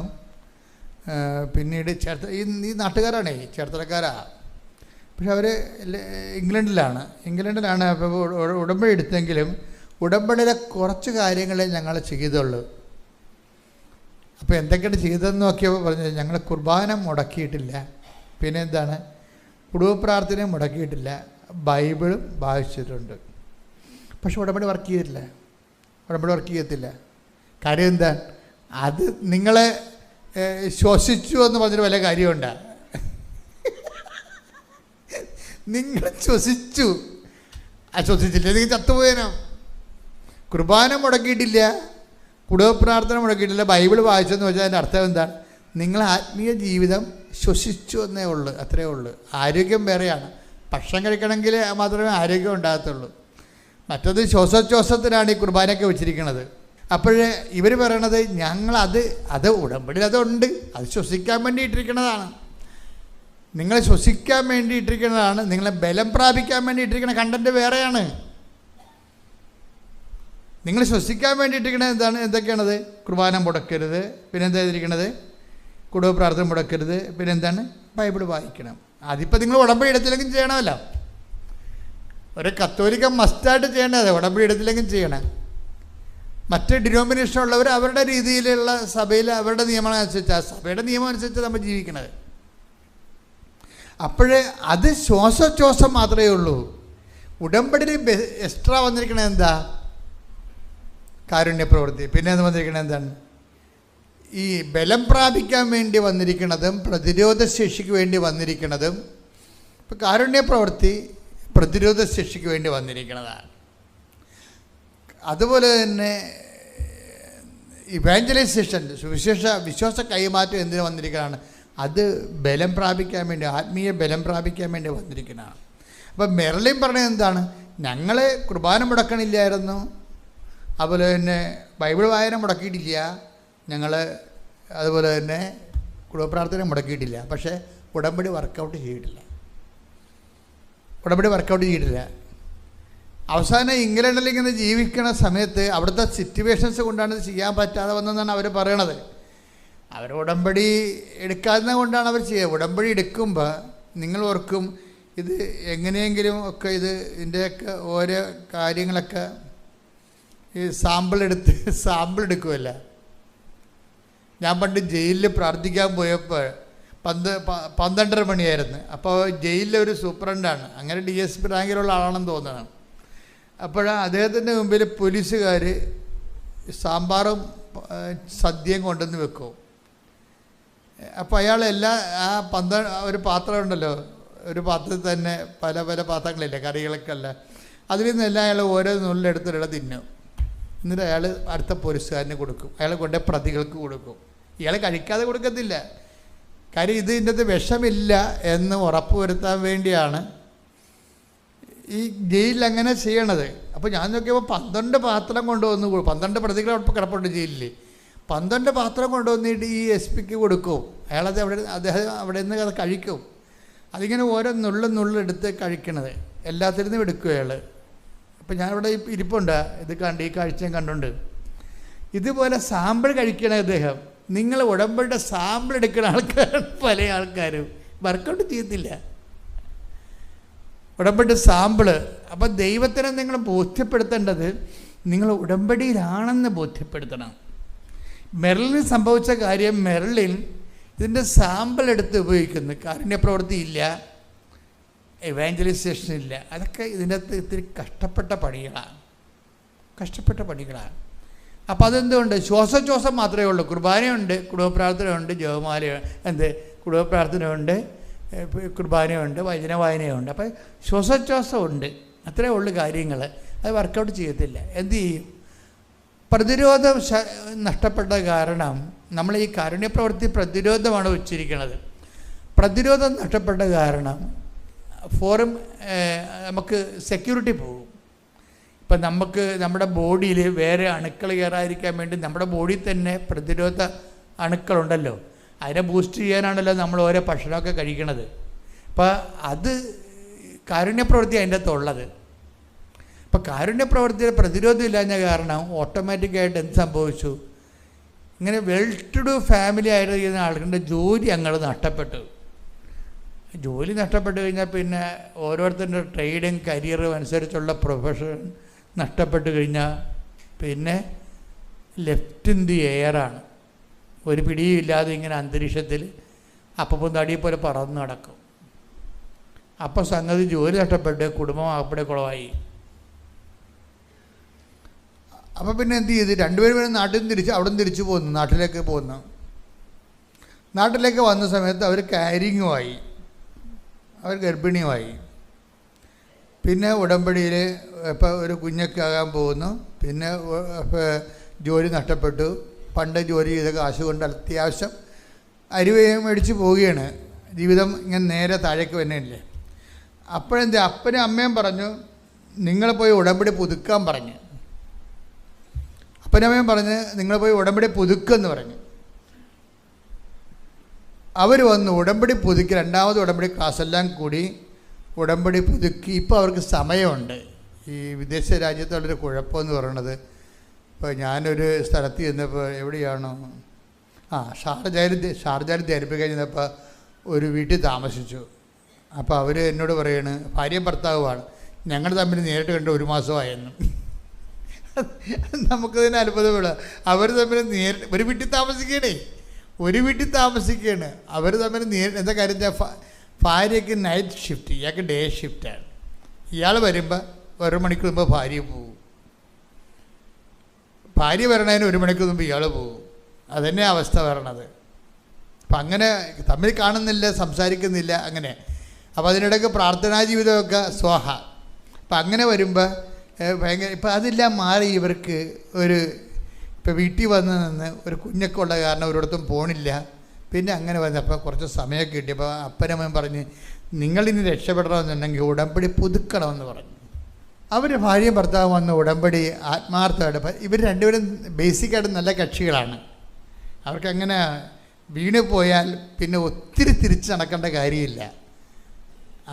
അവരെ ബേസിക്കായിട്ട് ഒരു കാത്തലിക് സ്പിരിറ്റുള്ള ആൾക്കാരെ കാരണം വീണ് കഴിഞ്ഞാൽ അവർക്ക് അല്പം നടക്കുമ്പോൾ തന്നെ ആ സ്പോട്ടിലെത്തും. ചിലർക്ക് വീണ് കഴിഞ്ഞാൽ പിന്നെ നമ്മൾ മണിക്കൂറോളം കിലോമീറ്ററോളം നടന്ന് തിരിച്ച് നടക്കേണ്ടി വരും. ഇതങ്ങനെ അത്രയില്ല. അവർ വന്നു, അവർ ക്ലാസ്സെല്ലാം കേട്ടു. ക്ലാസ്സെല്ലാം കേട്ട് അവർക്ക് മനസ്സിലായി ഇതിനകത്ത് ഇവാഞ്ചലൈസേഷനാണ് എക്സ്ട്രാ ഉള്ളത്. തങ്ങളത് ചെയ്തിട്ടില്ല. വിശ്വാസ കൈമാറ്റമാണ് എക്സ്ട്രാ ഉള്ളത്. അത് ദൈവസ്നേഹത്തോടെ ചെയ്യേണ്ടതാണ്. തങ്ങളത് ചെയ്തിട്ടില്ല. അപ്പോൾ തങ്ങളത് ചെയ്യാൻ തീരുമാനിച്ചു. അപ്പോൾ രണ്ടുപേരും ഹൈലി എഡ്യൂക്കേറ്റഡ് ആയിട്ടുള്ള ആൾക്കാരാണ്. അപ്പോൾ കാര്യങ്ങൾ ഒറ്റ പ്രാവശ്യം പറഞ്ഞ് അവർക്ക് കാര്യങ്ങളെല്ലാം ഓടിത്തിരിയോ, ഒന്ന് ചെയ്യൂ അല്ലെങ്കിൽ ചെയ്യത്തില്ല.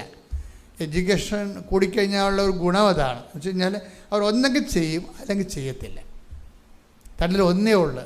ചിലരെന്ത് വെച്ച് കഴിഞ്ഞാൽ അവർ ചെയ്തെന്ന് വരുത്തി തീർക്കും, ചെയ്തതും ചെയ്യാത്തതും ചെയ്ത ഒരുപോലെയാകും. അങ്ങനെ ചെയ്യണ കുറേ ആൾക്കാരും ഉണ്ട്. അപ്പം അതൊക്കെ എല്ലാം കറക്റ്റ് ചെയ്യണം.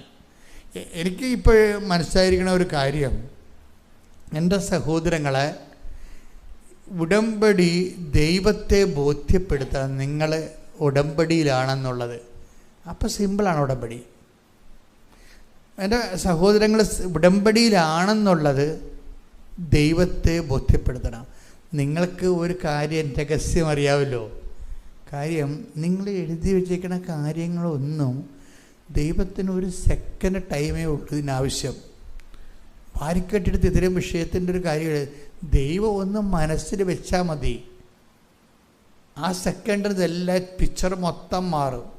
പക്ഷേ എൻ്റെ മക്കളെ ദൈവം മനസ്സിൽ വെപ്പിക്കണം നിങ്ങളെ. ഇപ്പം ഇന്ന് വെളുപ്പിനെ ഉണ്ടല്ലോ, വെളുപ്പിനെ ഞാൻ ബൈബിൾ എടുത്തപ്പോൾ എനിക്ക് കിട്ടിയ വചനം നിങ്ങളെ പ്രതിയാണ് ഞാൻ പ്രാർത്ഥിച്ചതെന്ന് ഓർക്കണം. അപ്പോൾ പറയണം, ഈ എബ്രഹാം പറഞ്ഞൊരു കാര്യമാണ്, നിങ്ങൾ റബേക്ക ഇസഹാക്കിന് വേണ്ടി ഒരു വൈഫിനെ കണ്ടെത്താൻ വേണ്ടി എബ്രഹാം ദൂതനെ വിടണ ഭാഗമാണ്. അപ്പോൾ എബ്രഹാത്തിനോട് ദൂതൻ ഉടമ്പടി ചെയ്യും. എബ്രഹാം ദൂതനോട് ഉടമ്പടി ചെയ്യും. എന്തിനാണ്? ഈ വൈഫിനെ കണ്ടെത്താൻ വേണ്ടിയുള്ള ടേംസ് ആൻഡ് കണ്ടീഷൻസ് പറയും. അപ്പോൾ ഞാൻ കണ്ടെത്തുന്ന സ്ത്രീ ഇങ്ങോട്ട് എൻ്റെ കൂടെ വരാൻ മനസ്സില്ലെങ്കിൽ ഞാൻ നിങ്ങളുടെ മകനെ ആ നാട്ടിലോട്ട് കൊണ്ടുപോകട്ടെ എന്ന് ചോദിക്കുമ്പോൾ പറയും, എബ്രഹാം പറയും നോ എന്ന് പറയും. അത് സീരിയസ് ആണ്. ഞാൻ കളഞ്ഞു വിട്ടുപോണ നാട്ടിലോട്ട് എൻ്റെ മകനെ ഇതാണ് ഇന്നത്തെ സന്ദേശം. ഇന്ന് വെളുപ്പിനെ നിങ്ങളോട് എന്ത് പറയണമെന്ന് കർത്താവിനോട് ചോദിച്ചപ്പോൾ കർത്താവ് എന്നോട് പറഞ്ഞതാണ്. അതെവിടെയാ? 24:5-6 ഉൽപ്പത്തി 24:5-6 ശ്രുതികണ്ട. Hallelujah, hallelujah, hallelujah, hallelujah. 24:5 മുതലുള്ള തിരുവചനങ്ങൾ. അപ്പോൾ ദാസൻ ചോദിച്ചു, ആ സ്ത്രീക്ക് എന്നോട് കൂടെ നാട്ടിലേക്ക് പോരാൻ ഇഷ്ടമില്ലെങ്കിലോ അങ്ങ് വിട്ടുപോകുന്ന നാട്ടിലേക്ക് അങ്ങയുടെ മകനെ ഞാൻ കൊണ്ടുപോകണമോ? അബ്രഹാം പറഞ്ഞു, എന്റെ മകനെ അങ്ങോട്ട് കൊണ്ടുപോകരുത്. എന്റെ പിതാവിന്റെ വീട്ടിൽ നിന്നും പിതാവിന്റെ വീട്ടിൽ നിന്നും ചാർച്ചക്കാരിൽ നിന്നും എന്നെ പുറത്തു കൊണ്ടുവന്നവനും എന്നോട് സംസാരിച്ചവനും നിന്റെ സന്തതികൾക്ക് ഈ ഭൂമി ഞാൻ തരുമെന്ന് വാഗ്ദാനം ചെയ്തവനുമായ ആകാശത്തിന്റെ ദൈവമായ കർത്താവ് തന്റെ ദൂതനെ നിനക്ക് മുമ്പേ അയക്കും. നീ അവിടെ നിന്ന് എന്റെ മകന് ഒരു ഭാര്യയെ കണ്ടെത്തുകയും ചെയ്യും. ദൈവ മനുഷ്യരും ദൈവജീവിതവും എന്നൊക്കെ പറയുന്നത് വ്യത്യസ്തമായൊരു ജീവിതമാണ്. എന്താ പറയണത്? എന്നോട് എൻ്റെ ചാർച്ചക്കാരിൽ നിന്നും എൻ്റെ മാതാപിതാക്കന്മാരിൽ നിന്നും അവരുടെ പ്രത്യേക ദൈവമില്ലാത്തൊരു ജീവിതത്തിൽ നിന്നും എന്നെ തിരിച്ചു കൊണ്ടുപോകുന്ന ദൈവം തൻ്റെ ദൂതനെ നിൻ്റെ കൂടെ അയക്കും. ആ സ്ത്രീ നീ കണ്ടെത്തുന്ന എൻ്റെ മകന് വേണ്ടി ജീവിത പങ്കാളി നീ കണ്ടെത്തുന്ന സ്ത്രീ നിൻ്റെ കൂടെ വരും. അതാണ് വിഷയം. അതായത് ഉടമ്പടിയിലുള്ള വിശ്വാസമാണത്. ഉടമ്പടിയിൽ ഉടമ്പടി ഒരു വിശ്വസ്തതയുടെ ട്രാൻസാക്ഷൻ ആണെങ്കിലും ആ ഉടമ്പടിയിൽ നമുക്കൊരു വിശ്വാസം ഉണ്ടാകണം. ആര്? ഇപ്പം ഞാൻ ഉടമ്പടി എടുത്തതാണ്. കഴിഞ്ഞ ദിവസത്തെ അശ്വതര സാക്ഷ്യം കേട്ടില്ലേ? കർത്താവേ, എനിക്കാകപ്പാടെ ആസ്തിയുള്ളത് നിന്നോട് ചെയ്ത ഉടമ്പടി മാത്രമാണ്. അതാ സംഭവം. ഉടമ്പടിയിൽ വിശ്വസിക്കണം നമ്മൾ. കാര്യം എന്താണ്? വാഗ്ദാന പ്രകാരമാണ് ദൈവം ഇവനെ വിളിച്ചുകൊണ്ട് പോകുന്നത്. എന്ന് പറഞ്ഞാൽ നീ പറയണതൊന്നും അല്ല കാര്യം. ആ സ്ത്രീ നിൻ്റെ കൂടെ പോരാതിരിക്കത്തില്ല. എന്താ കാര്യം? എൻ്റെ കർത്താവിൻ്റെ ഉടമ്പടിയിലാണ് ഞാൻ ജീവിക്കണത്. അതുകൊണ്ട് അവൾക്ക് പോരാതിരിക്കാൻ പറ്റത്തില്ല. പോന്നില്ലെങ്കിലോ? അപ്പോൾ എബ്രഹാം പറയും, പോന്നില്ലെങ്കിലും എൻ്റെ മകനെ ഞാൻ വിട്ടുപോകുന്ന സ്ഥലത്തേക്ക് എൻ്റെ മകനെ നീ തിരിച്ചു കൊണ്ടുപോകരുത്. അതാണ് എപ്പോഴും വളരെ വിഷയം. അതാണ് ഈ പട്ടി സഞ്ചരിക്കുമ്പോഴേ പട്ടി പോണ കണ്ടില്ലേ? നമ്മുടെ കൂടെ വരുമില്ല, പള്ളിയിലൊക്കെ വരുത്തില്ലേ അല്ലേ? അവൻ മുമ്പിൽ ചിലപ്പോൾ പുറകിലേ പിടിക്കത്തുള്ളൂ. എന്താ കാര്യം? അവൻ കാണുന്ന തെങ്ങും മുട്ട മുഴുവൻ മൂത്രമൊഴിച്ചേ വരത്തുള്ളൂ. അവന് കാണുന്ന എന്തിനാണ് കാര്യം? ഈ വീട്ടുകാരൻ നഷ്ടപ്പെട്ടാലും അവൻ്റെ മൂത്രത്തിന് മണം പിടിച്ച് അവൻ്റെ വീട്ടിൽ പോകണം. പട്ടിക്ക് വളരെ കാൽക്കുലേഷനുണ്ട്. അതുകൊണ്ടാണ് കാണുന്നിടത്ത് എല്ലാം കാല് പൊക്കി മൂത്രമൊഴിച്ചുകൊണ്ട് പോകണത്. ഈ കാല് പൊക്കി മൂത്രമൊഴിക്കണ പട്ടികളെപ്പോലെ ആയിരിക്കരുത് ഉടമ്പടി. തിരിച്ചു പോകണമെന്ന് വിചാരിക്കരുത്. It is very serious thing. എന്ന് വെച്ചാൽ നമ്മൾ ഉടമ്പടി കഴിയുമ്പോൾ നമ്മൾ വിട്ടുപോകുന്ന പലരുടെയും കുഴപ്പങ്ങൾ അതാണ്. അത് വെച്ച് കഴിഞ്ഞാൽ നിങ്ങൾ 90 ദിവസം മാത്രമല്ലേ ഉള്ളൂ, 90 ദിവസം കഴിയുമ്പോൾ പിന്നെ 5:30 എഴുന്നേക്കേണ്ട കാര്യമില്ലല്ല. അതാണ് സംഭവം. ഉടമ്പടി 90 ദിവസം മാത്രമല്ലേ ഉള്ളൂ. എങ്ങാനും ഒരു 90 ദിവസം കൂടെ ഒപ്പിച്ചെടുത്തു കഴിഞ്ഞാൽ പിന്നെ 5:30 എഴുന്നേക്കണ്ട, ഇഷ്ടംപോലെ കിടന്ന് ഉറങ്ങാവല്ല. അത് പട്ടി പടിനീളെ മൂത്രം ഒഴിക്കണ പോലെ ഇരിക്കും. മനസ്സിലായില്ലേ? തിരിച്ചു പോകുന്നു. ഉടമ്പടിയിലെ പ്രധാനപ്പെട്ട കണ്ടീഷൻസ് എന്താണ്? നീ പോകുന്ന ലക്ഷ്യം സാധിച്ചില്ലെങ്കിലും നീ ഉടമ്പടിയിൽ നിന്ന് തിരിച്ചു പോരരുത്. ഈ കൊടുത്ത പോയിന്റ് മനസ്സിലായില്ലേ? അതാ ഒന്നുകൂടി വായിച്ച ഭാഗം ഒന്നുകൂടി വായിച്ചേ. അബ്രഹാം പറഞ്ഞു, എന്റെ മകനെ അങ്ങോട്ട് കൊണ്ടുപോകരുത്. 24:8 എന്നാൽ ആ സ്ത്രീക്ക് നിന്നോട് കൂടെ പോരാൻ ഇഷ്ടമില്ലെങ്കിൽ എന്റെ ഈ ശപഥത്തിൽ നിന്ന് നീ വിമുക്തനാണ്. എന്റെ മകനെ അങ്ങോട്ട് തിരികെ കൊണ്ടുപോകരുതെന്ന് മാത്രം. ഇത് എൻ്റെ മക്കൾ വളരെ സീരിയസ്. ഇന്ന് വെളുപ്പിനെ ഈശോ നിങ്ങളോട് പറയാൻ വേണ്ടി പറഞ്ഞതാണ്. എന്താ കാര്യം? ഉടമ്പടിയുടെ വിഷയം നിയോഗം നിറവേറിയില്ലെങ്കിലും, ഉടമ്പടി എന്താണ്? എബ്രഹാത്തിന് ഇസഹാക്കിന് മകളെ കണ്ടെത്താൻ ഇസഹാക്കിന് നാട്ടിലോട്ട് പോവുകയാണ്. സ്വന്തം രക്തത്തിൽ നിന്ന് ജീവിത പങ്കാളെ കണ്ടെത്താൻ കഴിയണം. അപ്പം വൃത്തം ചോദിക്കണത് എന്താണ്? അവൾക്ക് എൻ്റെ കൂടെ ഇങ്ങോട്ട് ഇത്രയും അകലെ വരാൻ താല്പര്യമില്ലെങ്കിലും എന്താ പറയുക, ഇവൻ കെട്ടാതെ നിന്നാലും കുഴപ്പമില്ല. അതാണ് ആ ലൈൻ പോണ പോക്കുണ്ടല്ലേ. ഇവൻ കെട്ടാതെ നിന്നാലും കുഴപ്പമില്ല, എൻ്റെ മകനെ ഞാൻ വിട്ടുപോകുന്ന സ്ഥലത്തേക്ക് നീ തിരികെ കൊണ്ടുപോകരുത്. വളരെ സീരിയസ് ആയിട്ടുള്ള വെർഡിക്റ്റാണ്. ഇതൊരു നിലപാടിൻ്റെ ഒരു ഭാഗമാണ്. നിൻ്റെ ഉടമ്പടി നിയോഗം ചില കാര്യങ്ങൾ ദൈവഹിതമാണെന്ന് വിചാരിച്ചു. ഇപ്പം നീ ഉണ്ടാകാൻ വേണ്ടിയാണ് ഉടമ്പടി വെച്ചിരിക്കുന്നത്. എനിക്കാണെങ്കിൽ ഉടമ്പടിയിൽ ഒരു സംശയമില്ലാത്തൊരാളാണ്. എന്നുവെച്ചാൽ ഞാൻ ഉടമ്പടിക്ക് മുമ്പൊരു കാലഘട്ടത്തെ ഫേസ് ചെയ്ത ആളാണ്. 86 84 തുടങ്ങി. അച്ഛനായത് 85-ലാണെങ്കിലും ധ്യാനം ഞാൻ തുടങ്ങിയത് 84-ലാണ്. അന്ന് തൊട്ട് ഇന്ന് വരെ ധ്യാനഗുരുവാണ്. പക്ഷെ എന്താ പ്രശ്നം എന്ന് പറയണത്, ഈ കാലങ്ങളിൽ ഉപയോഗിച്ചിരിക്കുന്ന മെഷീനറികളെല്ലാം എനിക്കറിയാം. ഉടമ്പടി വന്നപ്പോൾ ഉണ്ടായിരുന്ന ഡിഫറൻസ് എനിക്കറിയാം. ഉടമ്പടി വന്നപ്പോൾ ഡിഫറൻസ് 3 ഇരട്ടിയാണ്, 3 ഇരട്ടിക്ക് കൂടുതലാണ്. ഇത് ടൈം ഷോർട്ടണിങ് എന്ന് പറയുന്നത് പണ്ടാര ടൈം ഷോർട്ടണിങ് ആണ്. പെട്ടപ്പെടാന്നിങ്ങനെ. ഇപ്പം ഈ മെർലിനൊക്കെ പറഞ്ഞത് എന്താണെന്നറിയാമോ, ഞാൻ ഉടമ്പടി പുതുക്കി ഉടമ്പടി പ്രകാരം അതിൻ്റെ കാരുണ്യ പ്രവൃത്തികൾ ചെയ്ത് ഞാൻ എന്താ ചെയ്തത്, എൻ്റെ ദശാംശം തന്നെ ഞങ്ങൾ എടുത്തിട്ട് വീടില്ലാത്തവർക്ക് കൊടുക്കും. ജീസസ് പോലുള്ള ആത്മീയ സംഘടനകൾക്ക് അവർക്ക് ശുശ്രൂഷകൾ കൂടാൻ കൊടുക്കും. അതുപോലെ തന്നെ എന്നെപ്പോലൊരു കുഞ്ഞ് എൻ്റെ വീടിൻ്റെ അടുത്ത് ജനിച്ചിട്ടുണ്ട്. എനിക്ക് കുഞ്ഞിനെ കിട്ടിയ പോലെ തന്നെ ഒരു പാവപ്പെട്ട കുടുംബത്തിൽ ഒരു സ്ത്രീ ഗർഭം ധരിച്ചു. അപ്പം ഞാൻ അവളെ പോയി കണ്ടിട്ട് എനിക്ക് എൻ്റെ കുഞ്ഞിനെ വളർത്താനുണ്ടായിരുന്ന ചിലവ് എന്തുമാത്രമാണെന്ന് എനിക്കറിയാം. ഞാൻ അത്രയും ആ കൊച്ചിനെ ഞാൻ ദത്തെടുത്ത്. അവർ പാവപ്പെട്ടവരാണ്. അതുകൊണ്ട് ആ കൊച്ചിനെ ഞാൻ ദത്തെടുത്ത് അവൾക്കുണ്ടായിരുന്ന ചിലവ് ഞാൻ വഹിച്ചു ആ കാലങ്ങളെല്ലാം. അങ്ങനെ മനുഷ്യ ഉടമ്പടി ചെയ്യണത്. അവർ തിരിച്ചു വന്നപ്പോൾ ഒരു വല്ലാത്ത ഒരു 1.5 വരവായിപ്പോയി. ഭാര്യയും ഭർത്താവും. അതുപോലെ തന്നെയാണ് സുവിശേഷ വേലയും. ഇപ്പം എന്താ സംഭവിച്ചതെന്നറിയാമോ, അങ്ങനെ വന്നപ്പോൾ നടക്കണമെന്ന് സംഭവിച്ചത്, നമ്മളെ ഉടമ്പടിയോട് വിശ്വസ്തരാണെന്ന് ദൈവത്തിന് തോന്നിക്കഴിഞ്ഞാൽ ഉടനെ അവർക്ക് ഒന്ന് സ്തുതിക്കട്ടെ മക്കളെ. Hallelujah hallelujah hallelujah hallelujah hallelujah മഹത്വം മഹത്വം ആരാധന ആരാധന ഹല്ലേലൂയ ഹല്ലേലൂയ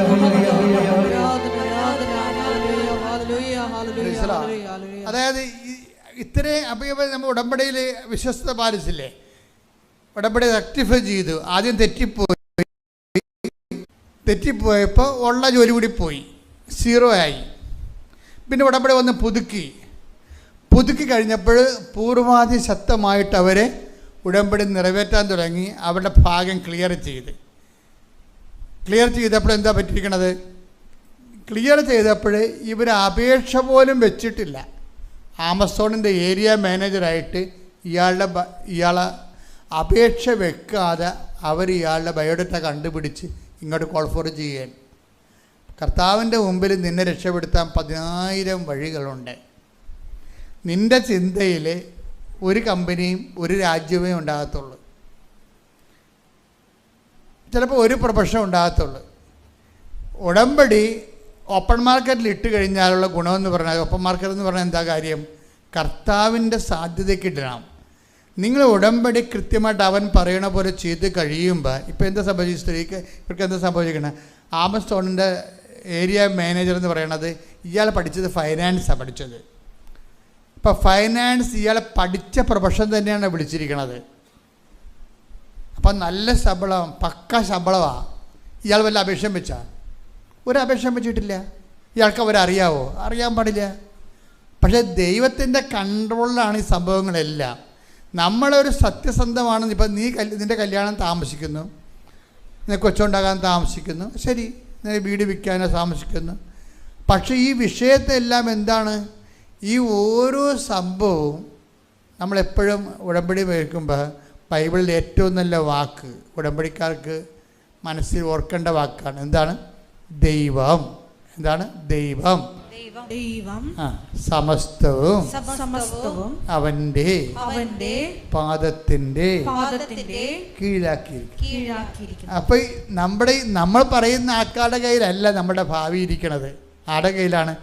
ദൈവത്തിന്റെ കയ്യിലാണ്. Take the word of God. ശ്രുതികട ഹല്ലേലൂയ ഹല്ലേലൂയ ഹല്ലേലൂയ ഹല്ലേലൂയ യേശുവേ നന്ദി. ഹല്ലേലൂയ. കൊരിന്തോസ് 15:27 1 Corinthians 15:27. ദൈവം സമസ്തവും അധീനമാക്കി തന്റെ പാദത്തിൻ കീഴാക്കിയിരിക്കുന്നു. സമസ്തവുമാണ് നിന്റെ ജോലി, വീട്, വിവാഹം, പെൻഷൻ, PR, ഈ സമസ്തവും കർത്താവിൻ്റെ കീഴിലാണ്.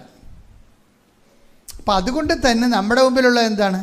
നമ്മൾ ഈ സമസ്തവും ദൈവത്തിൻ്റെ കീഴിലാക്കണം. അതാണ് വിഷയം. നമ്മൾ സമസ്തവും നമ്മുടെ ചിന്ത, ആലോചന, അതുപോലെ തന്നെ നമ്മുടെ പ്രവർത്തനങ്ങൾ എല്ലാത്തിനെയും. കഴിഞ്ഞ ദിവസങ്ങളിലെ ഈ ഗോകുൽകൃഷ്ണയുടെ സാക്ഷ്യങ്ങളിലൊന്ന്, ഒത്തിരി സാക്ഷ്യങ്ങളുണ്ടാവില്ല, അല്ല ഒരു സാക്ഷ്യം പറയണത്, ഞാൻ ചെറുപ്പമാണ്, ഈ ടൈറ്റ് യൂത്തിൻ്റെ ടൈമാണ്, എനിക്ക് 25 വയസ്സേ ഉള്ളൂ. അപ്പോൾ ഞാൻ ജർമ്മനി ചെല്ലുമ്പോൾ എനിക്ക് ഭയങ്കര ബോറടിച്ച്. എന്താണ് കാര്യം? ആ പ്രായം ബോറടിക്കുന്ന പ്രായമാണ്. കാര്യം എല്ലാവർക്കും തന്നെ ലൈനുണ്ട്, അതാണ് വിഷയം. കാര്യം അവർക്ക് ഈ ആൾക്കാർക്ക് ആ പ്രായത്തിൽ ബോറടിക്കുമ്പോൾ ഓരോരുത്തർ ചിലപ്പോൾ നല്ലതായിരിക്കും, ചിലപ്പോൾ മോശമായിരിക്കും, ചിലപ്പോൾ പണി കിട്ടും, പല പരിപാടിയാണ്. പക്ഷേ ഇവരുടെ മാനസികാവസ്ഥ എന്താ? മാനസികാവസ്ഥ എന്ന് പറയുന്നത് തനിക്ക് ആരും ഇല്ലല്ലോ എന്നുള്ളതാണ്. അപ്പനമ്മ വീട്ടിലല്ലേ, ഇടയ്ക്കിങ്ങനെ സ്കൈപ്പിൽ തിരിച്ചുകൊണ്ടിരിക്കണമെന്നല്ലാതെ കാര്യമില്ലല്ലോ. അത് ഫ്രെയിം വെച്ച ഫോട്ടോ പോലെയാണ്. അമ്മ ചോദിക്കുന്നത് തിന്നാന്ന് ചോദിക്കും, അതാണ് ചോദിക്കത്തുള്ളൂ, വേറെ ഒന്നും ചോദിക്കത്തില്ല. കഴിച്ച നിൻ്റെ മുടി എന്താണ് ഇങ്ങനെ ഇരിക്കണത്? ഇത് സ്ഥിരം ചോദ്യമാകുമ്പോൾ 1 കൊല്ലം ആകുമ്പോൾ അമ്മയെ വെറുക്കും. കാര്യം ഇവർക്കിത് ചോദിക്കാനല്ല അറിയാൻ പാടുള്ളൂ. ശമ്പളമാണെങ്കിൽ ശമ്പളം ചോദിക്കും, ശമ്പളം കിട്ടിയില്ലേ മോളെ എന്നൊക്കെ ചോദിക്കും. അത് 1 കൊല്ലം കേൾക്കുമ്പോൾ തന്നെ അറിയാം ഈ തള്ള വാ പൊളിക്കണ ശമ്പളത്തിനാണെന്നുള്ളൂ. അപ്പം നമ്മളോട് പറഞ്ഞില്ലെങ്കിലും നിങ്ങളെക്കുറിച്ച് അവർക്കൊരു ധാരണയാകും. ഉള്ളിൽ നിങ്ങളുടെ ഫോട്ടോ കാണുന്ന തന്നെ അവർക്ക് മടുപ്പാകും. കാര്യം ചോദിക്കാൻ പോണ കാര്യം ഇത്രയാണ്. അതിങ്ങനെ റെക്കോർഡ് ചെയ്ത് വെച്ച് കഴിഞ്ഞാൽ ഈ അമ്മ വിളിക്കുമ്പോൾ റെക്കോർഡ് ഓൺ ചെയ്താൽ മതി. കഴിച്ചു, ശമ്പളം കിട്ടി അല്ലെങ്കിൽ കിട്ടിയില്ല, നമ്മൾ റെക്കോർഡ് ചെയ്ത് വെച്ചാൽ മതി. അപ്പോൾ അവർ ഓക്കെ ആവും. അപ്പോൾ എപ്പോഴും നമ്മൾ ശ്രദ്ധിക്കണം ഈ വിഷയങ്ങളെ. കാര്യം കൈ വിട്ട് നിൽക്കുന്ന ആ പിള്ളേരെ കൈകാര്യം ചെയ്യണമെങ്കിൽ നമ്മൾ വേറെ കോളേജിൽ പോയി പഠിക്കേണ്ടി വരും.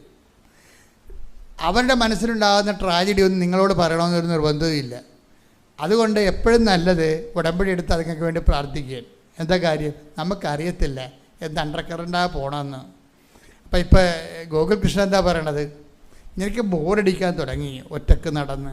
എല്ലാവർക്കും കൂട്ടുണ്ട്. അപ്പോൾ കൊള്ളാവുന്നതായാലും കൊള്ളാത്തതായാലും ആരെങ്കിലും ഒരു കൂട്ട് കിട്ടണമെങ്കിൽ കഴിഞ്ഞാൽ നമുക്ക് ബോറടി മാറും. അത് എല്ലാ യൂത്തും അനുഭവിക്കുന്ന പ്രശ്നമാണ്. എല്ലാ യൂത്തും അനുഭവിക്കുന്ന കാര്യം. ഒരു പ്രണയക്കൂട്ട് കിട്ടിയില്ല എന്നുണ്ടെങ്കിൽ ഇവർക്ക് കോംപ്ലക്സാണ്.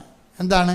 തനിക്കെന്തോ കുഴപ്പമുള്ളത് കൊണ്ടാണ് നമുക്ക് ഒന്നും ഒക്കാതെ വന്നതെന്ന് തോന്നും. അത് നമ്മൾ അമ്മയോടൊന്നും ചിലർ അപ്പം അമ്മയോടൊക്കെ ഈ സംഭവം അങ്ങോട്ട് ഡിസ്കസ് ചെയ്യും, ചിലർ ഡിസ്കസ് ചെയ്യത്തില്ല. അപ്പോൾ ഇവരുടെ മനസ്സിലുള്ള ഒരു ചങ്കടിപ്പെന്ന് പറയണത് തനിക്കെന്തോ കുഴപ്പമുണ്ട്, തൻ്റെ ബോഡിക്കെന്തോ കുഴപ്പമുണ്ട്, തൻ്റെ സംസാരത്തിന് എന്തോ കുഴപ്പമുണ്ട്, താൻ തിരിവാകുകയാണ്. ഓപ്പൺ മാർക്കറ്റിൽ താൻ തിരിവാകുകയാണ്. അപ്പോൾ പിന്നെ ഇവിടെ കാണിക്കണത് എന്താണ്? തിരിവാകാതിരിക്കാൻ വേണ്ടി ഞാൻ വലിയ സംഭവമാണെന്ന് അറിയിക്കാൻ വേണ്ടി പുതിയ പുതിയ അഭ്യാസങ്ങൾ കാണിക്കും. ഇവിടെ കാലുകുത്തുന്ന ഓരോ മനുഷ്യരും ഞാൻ ചൂടാകണത് ആത്മീയ കാപഠ്യം ഉണ്ടെങ്കിലേ ചൂടാകത്തുള്ളൂ. മറ്റുള്ള കാര്യങ്ങൾക്ക് I am not bother about it. നിങ്ങൾ കർത്താവിനെ പറ്റിക്കുന്നുണ്ടെങ്കിൽ തീർച്ചയായിട്ടും വയറ്റിപ്പഴപ്പിന് വേണ്ടി ദൈവത്തിന് ദുർവിനിയോഗിച്ചാൽ ഞാൻ നിങ്ങളുടെ ഉടമ്പടി കറക്റ്റ് ചെയ്യാൻ വേണ്ടി ചിലപ്പോൾ ചൂടാകണതാണത്. അല്ലാതെ ആൾക്കാരെ നോക്കി ചൂടാകണമല്ല. ഉടമ്പടി കറക്റ്റ് ചെയ്യാൻ വേണ്ടി നിങ്ങൾ ശാസിക്കുന്നതാണ് അല്ലേ ഉള്ളു. അല്ലാതെ നിങ്ങൾ എന്ത് ലിപ്സ്റ്റിക് തേച്ച് വന്നാലേ എനിക്കൊന്നും പ്രശ്നമൊന്നുമില്ല. ഇനി ഇന്നാളൊരാൾ മുഴുവനും മദാമയെ പോലെ കളറൊക്കെ ചെയ്ത് വന്ന് ഞാൻ ചിരിച്ച്. അത്രയേ ഉള്ളൂ. അത് അവരുടെ പ്രായത്തിന് അവർക്കത് ചെയ്ത് അങ്ങ് മുന്നോട്ട് പോകേണ്ടത്. അതിനകത്ത് കുഴപ്പമൊന്നുങ്ങളൊന്നുമില്ല. പക്ഷേ അതല്ല പ്രശ്നം. ഈ ഒറ്റപ്പെടലെന്ന് പറയുന്ന സംഭവം. നമ്മൾ ഒറ്റപ്പെട്ട് കഴിഞ്ഞാൽ നമുക്ക് ഓപ്പൺ മാർക്കറ്റിൽ നമുക്ക് ഡിമാൻഡില്ലെന്ന് കണ്ടു കഴിഞ്ഞാൽ നമ്മൾ ഇതുപോലുള്ള അഭ്യാസങ്ങൾ കാണിക്കും. പക്ഷെ കുറച്ച് കഴിയുമ്പോൾ കിഡ്നി പോകുക, ഇത് നമുക്ക് പിടിച്ചിരിക്കാൻ പറ്റത്തില്ല. കമ്പനിക്കാരൊക്കെ എത്ര നമ്മളെ ശ്രദ്ധിച്ചാലും കുറച്ച് കഴിയുമ്പോൾ ഒരു കമ്പനിക്ക് നമ്മളെ പിടിച്ചു നിർത്താൻ പറ്റത്തില്ല. കുറച്ച് കഴിയുമ്പോൾ നമ്മൾ 40-30 വയസ്സോ ഉള്ളെങ്കിലും 60 വയസ്സിൻ്റെ ബ്രാൻഡിലിരിക്കുകയുള്ളൂ. കമ്പനിയുടെ കാര്യങ്ങളെല്ലാം കെമിക്കലല്ലേ. അപ്പോൾ നമുക്ക് ആ വഴിക്ക് പോയിട്ട് ചിന്തിക്കുക. അപ്പോൾ അതിനേക്കാളെല്ലാം മനസ്സിൻ്റെ കണ്ടൻറ്റ് വരണം. ഇപ്പം ഇവിടെ നല്ല പ്രായമാണ്, നല്ല പ്രായം. അവളെ പറയണേ എനിക്കൊരു കൂട്ട് കിട്ടണമെന്ന് തോന്നിയായിരുന്നു. അപ്പോൾ പിന്നെ ഞാൻ പറഞ്ഞു കർത്താവിനോട്, കർത്താവേ നിന്നേക്കാൾ നല്ല കൂട്ട് ആർക്കും തരാൻ പറ്റത്തില്ലെന്ന്. അത് കേൾക്കാൻ നല്ല രസമാണ്. എൻ്റെ ടൈറ്റ് ജീവിതത്തിൽ ജീസസ് നിന്നെപ്പോലെ നല്ല കൂട്ട് ആർക്കും, അതാരും ഗോകുൽ കൃഷ്ണനായ പറയണമെന്ന് ഓർക്കണം. ഇത് ഇവരുടെ ജ്ഞാനമെന്ന് പറഞ്ഞ പണ്ടാര ജ്ഞാനമാണ്. എന്ന് വെച്ച് കഴിഞ്ഞാൽ എല്ലാവരും റാലിക്ക് ചില ആൾക്കാർ ഓടുമല്ല, നടന്നു വരുമ്പം ഓടുകയല്ലേ, ഓടുമ്പോൾ നടന്ന് കയറാൻ വരുമ്പോൾ ചില ആൾക്കാർ ഓടുമ്പോൾ ഇവിടെ അവർത്തിങ്ങനെ ഓട്ടം ഇതിനകത്ത് ഉള്ളതായിരിക്കും എന്ന് വിചാരിച്ച് ആരാണ്ട് ഓടുന്ന കണ്ടപ്പോൾ ഇവളും ഓടി മുമ്പിലെത്തി മാതാവിൻ്റെ അടുത്ത് എത്തണമായിരിക്കും ചിലപ്പോൾ പരിപാടിയെന്ന് വിചാരിച്ച്. പിന്നെ കുറച്ച് കഴിഞ്ഞപ്പോൾ ഒക്കെ മനസ്സിലായി, എടാ ഇങ്ങനെ ഓടിയിട്ട് കാര്യമില്ലല്ലോ, ഞാൻ ജർമ്മനിയിൽ നിന്ന് ഇവിടെ വന്നത് അമ്മയുടെ റാലി കൂടാനല്ലേ വന്നത്. ഞാൻ ഓട്ടം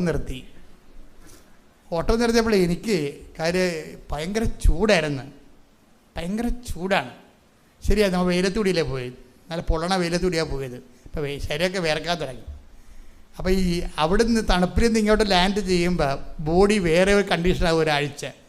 പിന്നെ ശരിയായി പറഞ്ഞെങ്കിൽ അയ്യോ എൻ്റെ അവസ്ഥയൊക്കെ ഭയങ്കര ഗതികേടായിരുന്നു. ചൊറിഞ്ഞും മാന്തിയൊക്കെ ഞാനൊരു കണക്കിനാണ് ഈ ഫ്രാൻസിലൊക്കെ ജീവിച്ചത്. ചുണ്ടൊക്കെ വല്ലാത്ത മനുഷ്യർ, ചൊരിയും മുഴുവൻ ഇങ്ങനെ പൊടി വന്ന് വയസ്സന്മാരെ പോലെ ഇരിക്കും, പൊടിയൊക്കെ കയറി ശരീരത്തിൽ മുഴുവൻ പൊടി പോലെയൊക്കെ വരും. അതുകൊണ്ട് അവരെല്ലാം കുറേ സാധനങ്ങളൊക്കെ തേച്ചാണ് അവരവിടെ നിൽക്കുന്നത്. അപ്പോൾ അത് ഇവർ വന്ന് ഇവിടെ ലാൻഡ് ചെയ്ത് കഴിഞ്ഞപ്പോൾ ഭയങ്കര ചൂട്, തണുപ്പിന് ചൂടിലൊക്കെ വന്നത്. അപ്പോൾ ഈ ചൂടെടുത്തിട്ട് നിൽക്കാൻ പറ്റണില്ല. ഉടനെ ഗോകുൽ കൃഷ്ണ പറയുവേ, കർത്താവേ എനിക്കിത് റാലി പൂർത്തിയാക്കാൻ പറ്റാത്ത രീതിയിൽ ചൂടാണ് ഇവിടെ. അതുകൊണ്ട് ഞാൻ എൻ്റെ കുടുംബത്തിൽ നിന്ന് മരിച്ചു പോയിട്ടുള്ള എൻ്റെ പൂർവ്വപിതാക്കന്മാരുടെ ശുദ്ധീകരണത്തിന് ആത്മാക്കളുടെ വീണ്ടെടുപ്പിന് വേണ്ടി ഞാൻ എൻ്റെ ശരീരത്തിൻ്റെ ചൂട് കാഴ്ചവെക്കണം. പറഞ്ഞാൽ മനസ്സിലായില്ലേ? ജ്ഞാനസ്ഥാനപ്പെടാത്തൊരു സന്തതി പറയുന്ന പ്രാർത്ഥനയാണിത്. എൻ്റെ പൂർവ്വപിതാക്കന്മാർ ശുദ്ധീകരണത്തിന് ആത്മാക്കളുടെ വീണ്ടെടുപ്പിന് വേണ്ടി എൻ്റെ ശരീരത്തിൻ്റെ ഇപ്പം സഹിക്കാനാവാത്ത ചൂട് ഞാൻ ഇതാരും ഇവർക്ക് പറഞ്ഞു കൊടുക്കണേ? പരിശുദ്ധാത്മാവല്ല, പിന്നെ ആര് പറഞ്ഞു കൊടുക്കാനാണ്? ഏത് വേദപാഠം പഠിച്ചിട്ടാണ്? ഒരു വേദപാഠവും പഠിപ്പിക്കാത്തവരെ കർത്താവ് പഠിപ്പിച്ചുകൊണ്ടിരിക്കുകയാണ്. ശ്രുതിക്കട്ടെ ഹല്ലേലൂയ.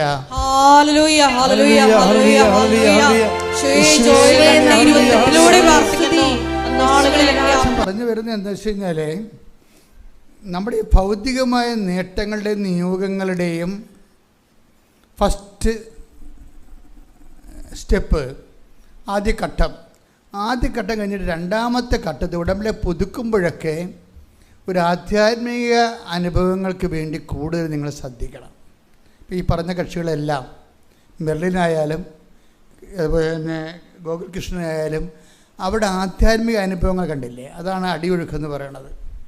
അവർ പുതുക്കി കഴിയുമ്പോൾ അവരുടെ നിയോഗം കർത്താവ് തന്നെയാണ്. ഇപ്പോൾ ഗോകുൽ കൃഷ്ണൻ എന്താ പറയണത്? ഞാൻ ടൈറ്റ് യൂത്താണ്. ഇപ്പോൾ ഞാൻ ഈശോയോട് പറഞ്ഞു, ഞാൻ യൂത്താണ്, എനിക്ക് ലോകത്തിൻ്റെ ഒരു വിഷത്തിൽ ചെന്ന് ചാടി ആത്മാവ് നഷ്ടപ്പെടാൻ താല്പര്യമില്ല, അതുകൊണ്ട് നീ തന്നെയായിരിക്കണം എൻ്റെ കൂട്ട്. അപ്പോൾ അവർ സ്വന്തമായിട്ട് പ്രാർത്ഥിക്കുകയാണ്. എന്നിട്ട് അവർ ആ ഒരു ബോറടിക്കുന്ന, ഒറ്റപ്പെട്ട് പോകുന്നില്ല പല ആൾക്കാരും ചെന്ന് അവർക്ക് പറ്റാത്ത ബന്ധങ്ങളിൽ പോയി ചാടി വീണു പോയിട്ടില്ലേ? ആ ഒരു സംഘർഷമാത്മകമായ ഒരു ടെംപ്റ്റേഷന് ഇവർ ക്രിസ്തുവിനെ വെച്ച് മാനേജ് ചെയ്യണം. കണ്ടില്ലേ? അത് അപാര മാനേജിങ്ങാണ്. ഈ ബോർ ടൈമിൽ ചില ആൾക്കാരിങ്ങനെ കൂട്ടുകൂടുമ്പോൾ എന്താ ഉദ്ദേശിക്കണമെന്ന് അറിയാവോ? അത് നമ്മൾ തേപ്പെന്നൊക്കെ പിള്ളേർ പറയണ സംഭവിച്ചാൽ തേക്കാൻ വേണ്ടി മാത്രം കൂടുന്നവരുണ്ട്. അവരുടെ ഉദ്ദേശം എന്ന് വെച്ച് കഴിഞ്ഞാൽ ഈ ഒരു ടൈം വന്ന്, ഈ ബോർ ടൈം വന്ന് എങ്ങനെയെങ്കിലും ആരെങ്കിലും വെച്ച് ഒന്ന് ഫില്ല് ചെയ്തെടുക്കണം. ആ ബോർ ടൈം കഴിയുമ്പോൾ അയാളെ കണ്ടുപഠിച്ച് അയാളെ മാറ്റിയിട്ട് വേറെ ആൾക്കാരെടുക്കും. അത് തുടങ്ങുമ്പോൾ തന്നെ ഇവർ രണ്ട് കക്ഷികളും പരസ്പരം വഞ്ചിക്കുകയാണ്. തുടങ്ങുമ്പോൾ തന്നെ ഇങ്ങനെ ആത്മവഞ്ചനയിൽ നിലനിൽക്കുന്ന ആൾക്കാർക്ക് ഉടമ്പടിയുമായിട്ട് മുന്നോട്ട് പോകാൻ പറ്റത്തില്ല. കാര്യം എന്താ? നിങ്ങൾ തന്നെ ബേസിക്കായിട്ട് ആത്മവഞ്ചനയിൽ പോവുകയാണ്.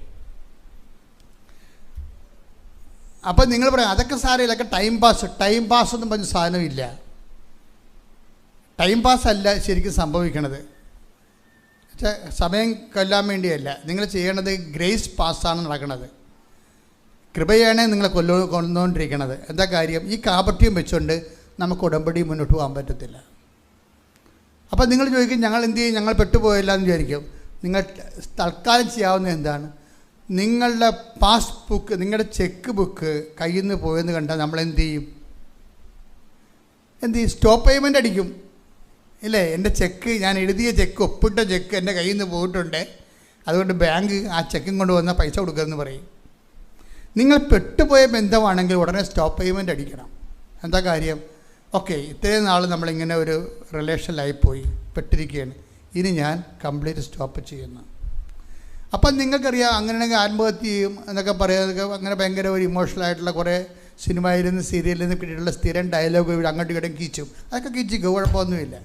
പക്ഷെ അപ്പോഴും നിങ്ങൾ ശ്രദ്ധിക്കേണ്ട ഒരു കാര്യം, ദൈവം അറിയാതെ നീ വിശ്വാസിയാണെങ്കിൽ എൻ്റെ മകനെ നീ തിരിച്ചു കൊണ്ടുപോകരുത്. അതാണ് വിഷയം അതാണ്. ആ നിയോഗം നിറവേറിയില്ലെങ്കിലും, നിന്നെ ഏൽപ്പിച്ച കാര്യം നിറവേറിയില്ലെങ്കിലും, നീ നിയോഗം വെച്ച കാര്യം നിറവേറിയില്ലെങ്കിലും നീ പഴയ ജീവിത രീതിയിലേക്ക് തിരിച്ചു പോകരുത്.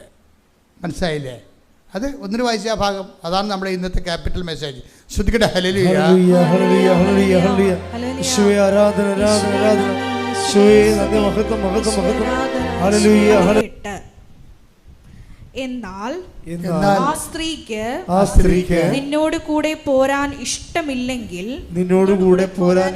എന്റെ ഈ ശബ്ദത്തിൽ നിന്ന് നീ വിമുക്തനാണ്. എന്റെ മകനെ അങ്ങോട്ട് തിരികെ കൊണ്ടുപോകരുതെന്ന് മാത്രം. ഞാൻ വിട്ടുപോകുന്ന നാട്ടെന്ന് പറയുന്നുണ്ട്. ഉടമ്പടി പ്രഖ്യാപിതമായ ഒരു വർക്ക് ചെയ്യണത് ഈ മേഖലയിലാണ്. എന്താണ്? ഞാൻ വിട്ടുപോകുന്ന നാട്ടിലേക്ക് നിങ്ങൾ തിരികെ കൊണ്ടുപോകരുത്. അപ്പം നമ്മൾ ഉടമ്പടിയിലൂടെ വിട്ടുപോകുന്ന ഒരു ജീവിത രീതിയുണ്ട്. നിങ്ങളുടെ നിയോഗം നിറവേറിയില്ല, നിങ്ങളുടെ നിയോഗം ആ രീതി നിറവേറിയില്ലെങ്കിലും നിങ്ങൾ വിട്ടുപോകുന്ന ഒരു നാടുണ്ട്, ദൈവാനുഭവമുണ്ട്. നിങ്ങൾ വിട്ടുപോകുന്ന ഒരു ലോകജീവിതമുണ്ട്, അതിലേക്ക് നിങ്ങൾ തിരികെ പോകരുത്. ഇത് നിങ്ങൾ കൃത്യമായിരിക്കാം. ഇത് എന്നെ ബോധ്യപ്പെടുത്താനല്ല, കൗൺസിലേഴ്സിനെ ബോധ്യപ്പെടുത്താനല്ല, ദൈവത്തെ ആദ്യം ബോധ്യപ്പെടുത്തണം. എന്താണ്? ഞാൻ എൻ്റെ നിയോഗം നിറവേറിയില്ലെങ്കിലും ഞാൻ തിരിച്ചു പോകത്തില്ല പഴയ മദ്യപാനത്തിലേക്ക്. അതുപോലെ തന്നെ എന്തെല്ലാം തരമാണ് ദൈവത്തിന് സത്യസന്ധമല്ലാത്ത ഒരു വിഷയത്തിലേക്ക് ഞാൻ തിരിച്ചു പോകത്തില്ല. കഴിഞ്ഞ ദിവസങ്ങളിൽ ഒരു സാക്ഷ്യമുണ്ടായി. അയാളുടെ പേരൊന്നും പറഞ്ഞിട്ടില്ല, അത് കാരണം എനിക്ക് പേര് കിട്ടിയില്ല. പുള്ളി വൈഫിനോട് പറഞ്ഞു, നമ്മുടെ ഉടമ്പടിയിൽ നിന്ന് വർക്കൗട്ട് ചെയ്യത്തില്ലടി എന്ന് പറഞ്ഞു. ഭർത്താവ് ഭാര്യയോട് പറയണേ, നമ്മുടെ ഉടമ്പടിയിൽ നിന്ന് വർക്കൗട്ട് ചെയ്യത്തില്ലെന്ന് പറഞ്ഞു. അത് പറഞ്ഞു, എന്താ കാര്യമെന്ന് ചോദിച്ചു. നീ നിൻ്റെ ആങ്ങളെയുമായിട്ട് മിണ്ടിയിട്ട് എത്രയോ വർഷം, 12 വർഷമായില്ലേ. അപ്പം ഞാനീ ജോലി കിട്ടാതെ ഗതി കിട്ടാൻ പ്രേതം പോലെ നടക്കേ ഉള്ളൂ. എന്താ കാര്യം? നീയാണ് ആദ്യം ഉടമ്പടി എടുത്തത്, നിന്നെ കണ്ടാണ് ഞാൻ ഉടമ്പടി വന്നത്. ഭാര്യ ഉടമ്പടി എടുത്തിട്ടാണ്, അത് അവളുടെ ഈ ഓൺലൈൻ ഉടമ്പടി എടുത്തത്. അത് കഴിഞ്ഞിട്ടാണ് ഈ ഭർത്താവ് ഇവൾ ചെയ്യുന്ന കാര്യങ്ങളൊക്കെ കണ്ടിട്ട് അയാൾ വന്ന് തീർത്ഥാടന ഉടമ്പടി എടുത്ത്. പക്ഷേ എന്നിട്ടും സംഭവം വിജയിച്ചില്ല. അയാൾ പക്ഷേ ഈ വൈഫിനേക്കാൾ കുറച്ച്, വൈഫിങ്ങനെ ക്യാഷ് വേറെ എടുത്തതാണ്. അതെല്ലാവരും കേട്ടിട്ട് ഉടമ്പടി എടുത്ത് കുറേ സാക്ഷ്യം പറയുന്നുണ്ടല്ലോ, പോയി നോക്കാമെന്നൊക്കെ പറഞ്ഞുകൊണ്ട് ചുമ്മാ ദൈവത്തിനെ പറ്റിക്കാൻ വന്നതാണ്. കുറേ ആൾക്കാർക്ക് കുറേ സാക്ഷിയൊക്കെ പറയാനുണ്ടല്ലോ. അപ്പോൾ അതുകൊണ്ട് നമുക്കിങ്ങനെ കുറേ വിഷയങ്ങളൊക്കെ ഉണ്ടല്ലോ, അതുകൊണ്ട് നമുക്ക് എന്തെങ്കിലും എഴുതി കെട്ടിത്താത്താന്ന് പറഞ്ഞുകൊണ്ട് കൊണ്ടുവന്ന് കെട്ടിത്താത്തിയിട്ട് അവർ ഒറ്റയ്ക്ക് നടക്കുകയാണ്. പക്ഷേ അവർ ചെയ്യുന്നുണ്ട്, പ്രാർത്ഥനയൊക്കെ ചെയ്യുന്നുണ്ട്. അത് കണ്ടപ്പോൾ ഹസ്ബൻഡിന് തോന്നി, ശരി എന്നാൽ ഞാൻ പോയി തീർത്ഥാടന ഉടമ്പടി എടുത്തേക്കാന്ന് വിചാരിച്ചു. തീർത്ഥാടന ഉടമ്പടി എടുക്കുമ്പോൾ അതിൻ്റെ അകത്ത് എഴുതിയിട്ടുണ്ട്, നിങ്ങൾ സംസാരിക്കാതെ ഇരിക്കുന്ന ആരെങ്കിലും ഉണ്ടെങ്കിൽ അവരോട് സംസാരിക്കണം എന്ന് പറയും. അതുതന്നെയാണ് ഈ വൈഫും വായിച്ചത്. ആ പ്രതിയാണ് സംസാരിക്കാതിരിക്കണത്. ഇയാൾക്ക് കുഴപ്പമൊന്നുമില്ല. ഇയാൾ വീട്ടിൽ വന്നിട്ടും പറഞ്ഞ് 2-3 മാസമായിട്ട് ഉടമ്പടി വർക്കൗട്ട് ചെയ്യണില്ല. അപ്പോൾ ഉടനെ ഇയാൾ പ്രാർത്ഥിച്ചപ്പോൾ കർത്താവ് പറഞ്ഞ് ഇവളോട് സംസാരിക്കാൻ പറയാൻ പറഞ്ഞു. അപ്പോൾ ഉടനെ അവൾ പറഞ്ഞ് ഞാൻ സംസാരിക്കത്തില്ലെന്ന്. അപ്പോഴല്ലേ സംഭവം. എല്ലാത്തിൻ്റെയും കയ്യിരിപ്പുണ്ടേ. നിങ്ങളുടെ ഉടമ്പടി ഇങ്ങനെ മുനിഞ്ഞ് കത്തണതിൻ്റെ കാരണം നിങ്ങളുടെ കയ്യിരിപ്പ് കൊണ്ടാണ്. നിങ്ങൾ ഉടമ്പടി പുതുക്കി 11, 12 പുതുക്കും. പക്ഷെ കയ്യിരിപ്പ് മോശമാണെങ്കിൽ എന്ത് ചെയ്യും? ഇവളീ ആങ്ങളയോട് സംസാരിച്ചിട്ട് 12 കൊല്ലമായി. 12 കൊല്ലമായിട്ട് ഇന്നുവരെ സംസാരിച്ചിട്ടില്ല. അപ്പം നിങ്ങളിപ്പോൾ കേൾക്കണവർ വിചാരിക്കും, കുഴപ്പമൊന്നുമില്ല, ആങ്ങളേക്കില്ലല്ല, ആങ്ങളയില്ലല്ല, പിന്നെ ആ പ്രശ്നം നമ്മുടെ അല്ലെന്ന്. ആങ്ങളെ തന്നെയാണെന്ന് പറയുന്നില്ല. ആരോടെങ്കിലും നിങ്ങൾ വെറുപ്പോടുകൂടി മിണ്ടാതെ സ്നേഹമില്ലായിരിക്കുന്നുണ്ടെങ്കിൽ ഉടമ്പടി വർക്കൗട്ട് ചെയ്യത്തില്ല. കാര്യം സ്നേഹരാഹിത്യമുള്ള കാരണം അതിലൂടെ ഉടമ്പടി വർക്കൗട്ട് ചെയ്യത്തില്ല. പക്ഷേ വൈഫിനത് മനസ്സിലായില്ല, ഹസ്ബൻഡിന് മനസ്സിലായി. എല്ലാവർക്കും മനസ്സിലാകത്തില്ല സഹോദരങ്ങളെ. നിങ്ങൾ ബേസിക്കായിട്ട് ദൈവത്തിനെ അന്വേഷിച്ചാൽ മാത്രമേ, ഉടമ്പടിയിലൂടെ ജോലിയും വീടും വിവാഹം കുഞ്ഞുങ്ങളെയും മാത്രം അന്വേഷിച്ചാൽ മനസ്സിലാകത്തില്ല. ഉടമ്പടിയിലൂടെ നിങ്ങൾ ദൈവത്തെ അന്വേഷിക്കുകയാണെങ്കിൽ എല്ലാം മനസ്സിലാകും. ഉടമ്പടിയിലൂടെ അന്വേഷിക്കണം എന്താണ്? ഒരു ഉന്നതമായ ആധ്യാത്മിക ജീവിതം അന്വേഷിക്കണം. അപ്പം നിങ്ങൾ നേരത്തെ പറഞ്ഞ പോലെ കേട്ടുകേൾവില്ലാത്ത നിങ്ങൾ വെക്കാത്ത ആപ്ലിക്കേഷൻ പോലും നിങ്ങളെ തിരിച്ചു വിളിച്ച് ജോലി തരും. കാര്യം എന്താണ്? നിങ്ങൾ ദൈവത്തിൻ്റെ കാര്യം ആദ്യം അന്വേഷിച്ചതുകൊണ്ടാണ്. ഇതൊരു 100 പ്രാവശ്യം നമ്മൾ കേട്ടിട്ടുണ്ട്, നിങ്ങൾ ആദ്യം ദൈവരാജ്യം അന്വേഷിക്കണമെന്ന്. കേട്ടത് കൊണ്ട് കാര്യമില്ല, അത് അഭിഷേകമായിട്ട് ആന്തരിക ബോധ്യമാകണം. പ്രാർത്ഥിക്കുക, കർത്താവേ, ഞാൻ കേൾക്കുന്ന വചനങ്ങളെ കേൾവിയുടെ സ്വരത്തിനപ്പുറം എന്റെ മനസ്സിലെ ആന്തരിക ബോധ്യമാകുവാൻ ആവശ്യമായ അഭിഷേകം നൽകണമേ. ശ്രദ്ധിക്കട്ടെ. ഹല്ലേലൂയ.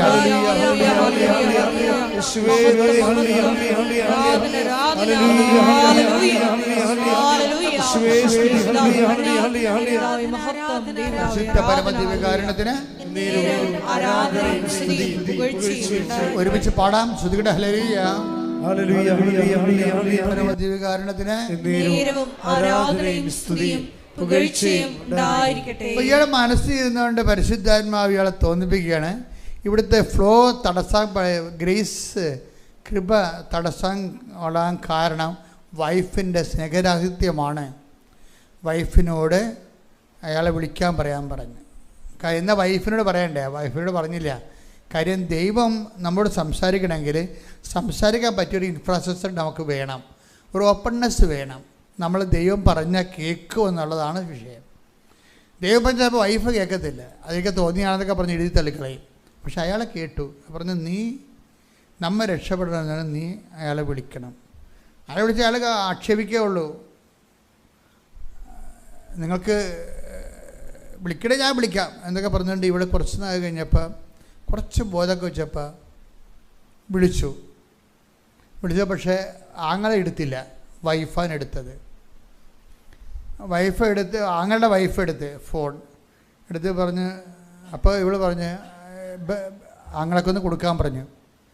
അപ്പോൾ ഇവർ തമ്മിൽ സ്വരച്ചേർച്ച ഇല്ലാത്ത കാരണം ആങ്ങളുടെ വൈഫ് പറഞ്ഞു അയാൾ ബിസിയാണെന്ന് പറഞ്ഞു. കൊടുത്തില്ല. പക്ഷെ ഇത് അതുടനെ ഈ വൈഫ് ഇയാളോട് പറഞ്ഞു അവർ കൊടുക്കണില്ല എന്ന് പറഞ്ഞു. അപ്പോൾ ഇയാൾ വൈഫിനോട് പറഞ്ഞു, നമ്മളെ സംബന്ധിച്ചുള്ള കമ്മിറ്റ്മെൻറ്റ് ഓവറായി, ഇനിയിപ്പോൾ അയാൾ എടുത്താലും കൊള്ളാം എടുത്തില്ലെങ്കിലും കൊള്ളാം, ഒരു കുഴപ്പമില്ല. എന്താ കാര്യം? കർത്താവ് പറഞ്ഞ കാര്യം നമ്മൾ ചെയ്തു, അവർ ഇല്ലാത്ത എടുക്കാത്ത കാര്യം അവരുടെ കാര്യമാണ്. അതാണ് നിലപാട്, അതാണ് ഉപദേശം, അതാണ് കാറ്റക്കിസം എന്ന് പറയണത്.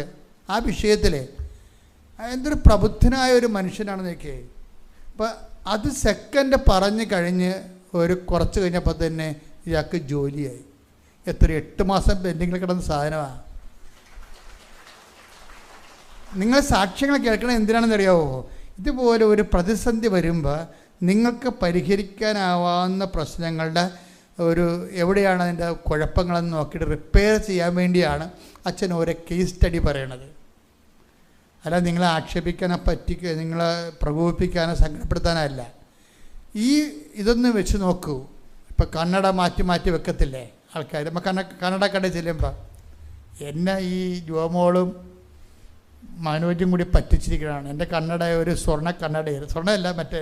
ഇപ്പം മൂക്ക് കറക്കാൻ തുടങ്ങി. അപ്പം ഇതുങ്ങളാണ് എൻ്റെ കൂടെ ഉള്ളത്. ഞാൻ പറഞ്ഞു മൂക്ക് കറക്കണമല്ല എന്ന് പറഞ്ഞപ്പോൾ അപ്പോൾ മനോജ് പോയി കണ്ടുപിടിച്ചതാണ് കറുത്ത കന്നഡ. ഇപ്പം ഞാനൊക്കെ മുമ്പത്തേക്കാൾ വയസ്സനായല്ല എന്ന് ഓർത്ത്. ഇവർ പറഞ്ഞു മുമ്പത്തേക്കാൾ ചെറുപ്പമായത്, എന്തും ആയിക്കോട്ടെ. അപ്പോൾ ഈ നമ്മൾ കണ്ണടക്കട ചെല്ലുമ്പോൾ നമ്മുടെ കണ്ണിന് അവർ ഓരോരോ ലെൻസ് തരും. അപ്പം നമുക്ക് എല്ലാ ലെൻസും നമ്മൾ എടുക്കത്തില്ല, നമുക്ക് പറ്റണ ലെൻസ് മാത്രമേ നമ്മൾ എടുക്കത്തുള്ളൂ. അപ്പം ഞാൻ നിങ്ങൾക്ക് ഓരോ ലെൻസ് തന്നുകൊണ്ടിരിക്കുകയാണ്. നിങ്ങളുടെ വിഷയം ഇതാണെങ്കിൽ മക്കൾ ഇങ്ങനെ സെറ്റ് ചെയ്യാൻ പറയും. അതാണ് ഞാൻ ഉദ്ദേശിക്കുന്നത്. അല്ല നിങ്ങളെ ആക്ഷേപിക്കാനെ പറ്റി കളിയാക്കാനൊന്നുമല്ല ഉദ്ദേശിക്കുന്നത്. ഇത് നിങ്ങളുടെ പ്രശ്നം ഇതാണെങ്കിൽ മക്കൾ ഇത് പോയി സെറ്റ് ചെയ്യാൻ പറയും. നമ്മുടെ കേസ് സ്റ്റഡിയാണ്, നമ്മുടെ ഓരോ സാക്ഷ്യവും കേസ് സ്റ്റഡിയാണ്. ഇപ്പോൾ എന്തുകൊണ്ടാണ്, അതായത് വചനമെന്ന് പറയണത് ഒരു വല്ലാത്ത ഒരു സംഭവമല്ലേ. വചനത്തോട് വലിയ ഒരു പ്രണയബന്ധം ഉണ്ടാകണം വചനത്തോട്. അപ്പം നിങ്ങൾക്ക് ദൈവം നിങ്ങളുടെ കൂടെയുള്ള പോലെ നിങ്ങൾക്ക് ഫീൽ ചെയ്യും. നീ നടക്കേണ്ട വഴി നിൻ്റെ മുഖത്തൊക്കെ ഉപദേശിക്കും. ഞാൻ നിങ്ങൾ പറഞ്ഞില്ലേ, ചില സമയത്തെങ്കിലും നെടുമ്പാശ്ശേരി നമ്മൾ കാര്യം പറയുമ്പോൾ അച്ഛൻ എന്താ പറഞ്ഞത്, ഒത്തിരി പേര് വന്ന് കൊണ്ടുവന്നാക്കാനും വരുമ്പോൾ തിരിച്ച് കൊണ്ടുപോകാനും ഒത്തിരി പേര്. ഏതെങ്കിലും ഒരു കാലത്ത് നമ്മൾക്ക് ആരും കൊണ്ടുവന്നാക്കാനുണ്ടാകാത്തൊരു സമയമുണ്ട്. ആരും കൊണ്ടുപോകാനും ഒരു സമയമില്ല. ഒറ്റക്ക് വരണം, ഒറ്റക്ക് പോകണം. എന്നാൽ പിന്നെ എന്തുകൊണ്ട് ഇന്ന് അത് ആയിക്കൂടാ? എന്തെങ്കിലും നമ്മളിത് ഫേസ് ചെയ്യേണ്ടി വരും. എന്നിട്ട് വീട്ടിൽ പോയി ആൾക്കാർ തല്ലിക്കൊള്ളണമെന്നല്ല ഞാൻ പറയണത്. നിങ്ങൾ ദൈവം മാത്രമേ നിങ്ങൾക്കുള്ളൂ എന്ന് നിങ്ങളുടെ മനസ്സിനെ പഠിപ്പിക്കണം. ഓക്കെ അല്ലേ? അത് കറക്റ്റാണ്. എന്താ ഗുണമെന്നറിയാവോ? അടി കിട്ടിയതിന് ശേഷം അയ്യോ എൻ്റെ കർത്താവേ എനിക്ക് തെറ്റിപ്പോയി, ഞാൻ പഴയ കാലങ്ങളിൽ എനിക്ക് എല്ലാവരും ഉണ്ടെന്ന് വിചാരിച്ച് എന്നിട്ട് ഞാൻ നിന്നെ ഉപേക്ഷിച്ച് എന്നൊക്കെ പറഞ്ഞ് കരഞ്ഞു കൂപ്പി കാളെ കാറിയിട്ട് കാര്യമൊന്നുമില്ല. മറിച്ച് എന്താ, ഇന്ന് തന്നെ മനസ്സിനെ പഠിപ്പിക്കണം. എന്താണ്? മത്തായി 24:25 വായിച്ചോളൂ. ശ്രുതിയുടെ ഹല്ലേലൂയ.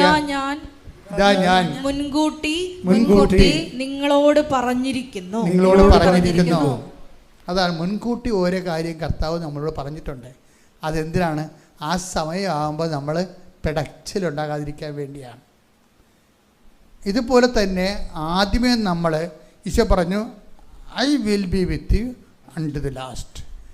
കാലത്തിൻ്റെ അവസാനം വരെ 2 സ്ഥലത്തിന് ഗ്യാരണ്ടി ചെയ്തുകൊണ്ടാണ് വചനം പറയുന്നത്. ഇപ്പോൾ വചനത്തിൻ്റെ പ്രശ്നം എന്ന് പറഞ്ഞാൽ വചനം ജീവിതം തന്നെയാണ്. നമ്മുടെ ഇൻസിഡൻ്റ് ആൻഡ് ഈവൻ്റ് സംഭവിക്കുന്നത് എവിടെയാണ്? ഈവൻ്റ് എന്ന് പറഞ്ഞാൽ എന്താണ്? സംഭവം. ഒരു സംഭവം നടക്കുന്നത് എവിടെയാണ്? ടൈം ആൻഡ് സ്പേസിലാണ് നടക്കുന്നത്, അല്ലേ? ഇപ്പം നിങ്ങൾ ധ്യാനം കൂടുന്നു, എവിടെ കൂടുന്നു? എൻ്റെ സ്പേസ് എന്താണ്? കൃപാസനത്തിൽ. ടൈം എന്താണ്? നവംബർ 2-ാം തീയതി പരിതാത്മക്കളുടെ ദിവസം, അതാണ് ടൈം. അപ്പോൾ എല്ലാ സംഭവത്തിനും സ്പേസും ടൈമുണ്ട്. ഇതുപോലെ നമ്മുടെ ജീവിതത്തിൽ എല്ലാത്തിനും സ്പേസും ടൈമുണ്ട്. ദൈവം എന്ത് ചെയ്യും? ടൈമും ഗ്യാരണ്ടി ചെയ്യും, സ്പേസും ഗ്യാരണ്ടി ചെയ്യും. എന്തുകൊണ്ട്? തൻ്റെ സാന്നിധ്യം കൊണ്ട്. പഴയ നിയമത്തിൽ നമ്മുടെ സ്പേസാണ് ഗ്യാരണ്ടി ചെയ്യണത്. I will come with you wherever you go. Where time സ്പേസാണത്, അല്ലേ? നീ പോകുന്ന ഇടത്ത് എല്ലാ ഇടം സ്ഥലം. ഇപ്പം ഈ ജോഷുവ 1:9 നമ്മുടെ പ്രധാനപ്പെട്ട വചനമാണ്. പുറപ്പാട് 33:14 നമ്മുടെ പ്രധാനപ്പെട്ട വചനമാണ്. എന്താണ് വചനം? നീ പോകുന്നിടത്തെല്ലാം, അപ്പം സ്ഥലമാണ്, ഞാൻ നിൻ്റെ കൂടെ ഉണ്ടാവും. പുതിയ നിയമം, അത് പഴയ നിയമം. പുതിയ നിയമം എന്താ പറയണത്? I will be with you unto the last. കാലത്തിൻ്റെ കാലം, അവിടെ കാലമാണ്. ഓരോരുത്തർ സ്ഥലവും ഓരോരുത്തർ കാലവുമാണ്. സമ്പൂർണ്ണ ബൈബിളാണ് നമ്മൾ ജീവിക്കണത്. എന്ന് വെച്ച് കഴിഞ്ഞാൽ നമ്മുടെ സ്ഥലത്ത് നമ്മുടെ അപ്പനുണ്ടാകത്തില്ല ഒരു കാലത്ത്, അമ്മയുണ്ടാകത്തില്ല, ഭർത്താവ് ഉണ്ടാകത്തില്ല, ഭാര്യ ഉണ്ടാകത്തില്ല, പക്ഷേ ദൈവം ഉണ്ടാവും. കൈയടിക്കട്ടെ.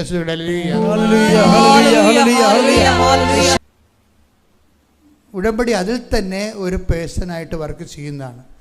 ഞാൻ എൻ്റെ കർത്താവിനോട് ചെയ്ത ഉടമ്പടി എന്നെ സംരക്ഷിക്കും. രണ്ടാമത്തത്, നമ്മൾ ഉടമ്പടിയിലാണെന്നുള്ളത് ദൈവത്തെ വിശ്വസിപ്പിക്കണം. ഇപ്പോൾ ഗോകുകൃഷ്ണയുടെ സംഭവം എന്താ? അച്ഛൻ മുമ്പ് നിങ്ങളോട് പറഞ്ഞില്ലേ, ചില സമയത്ത് ജീവിതത്തിൽ നെഗറ്റീവ് എക്സ്പീരിയൻസ് ഉണ്ടാവും. അപ്പോൾ അവൾ വീട്ടിൽ വരുമ്പോൾ, ഒത്തിരി ആവേശത്തോടെ വീട്ടിൽ വരുമ്പോൾ അപ്പൻ വെള്ളമടിച്ച് വെളിവില്ലാതെ നിൽക്കുകയാണ്, അമ്മ ക്ഷീണമായിട്ട് കിടക്കുകയാണ്. കെയർ ചെയ്യാൻ നോബഡി. അപ്പം നമ്മൾ അത് ആ പ്രായത്തിൽ ആ അവസ്ഥ കണ്ട നമ്മൾ പൊട്ടിത്തെറിക്കുകയും നിരാശ വരികയും സങ്കടമാകുകയും ചെയ്യും.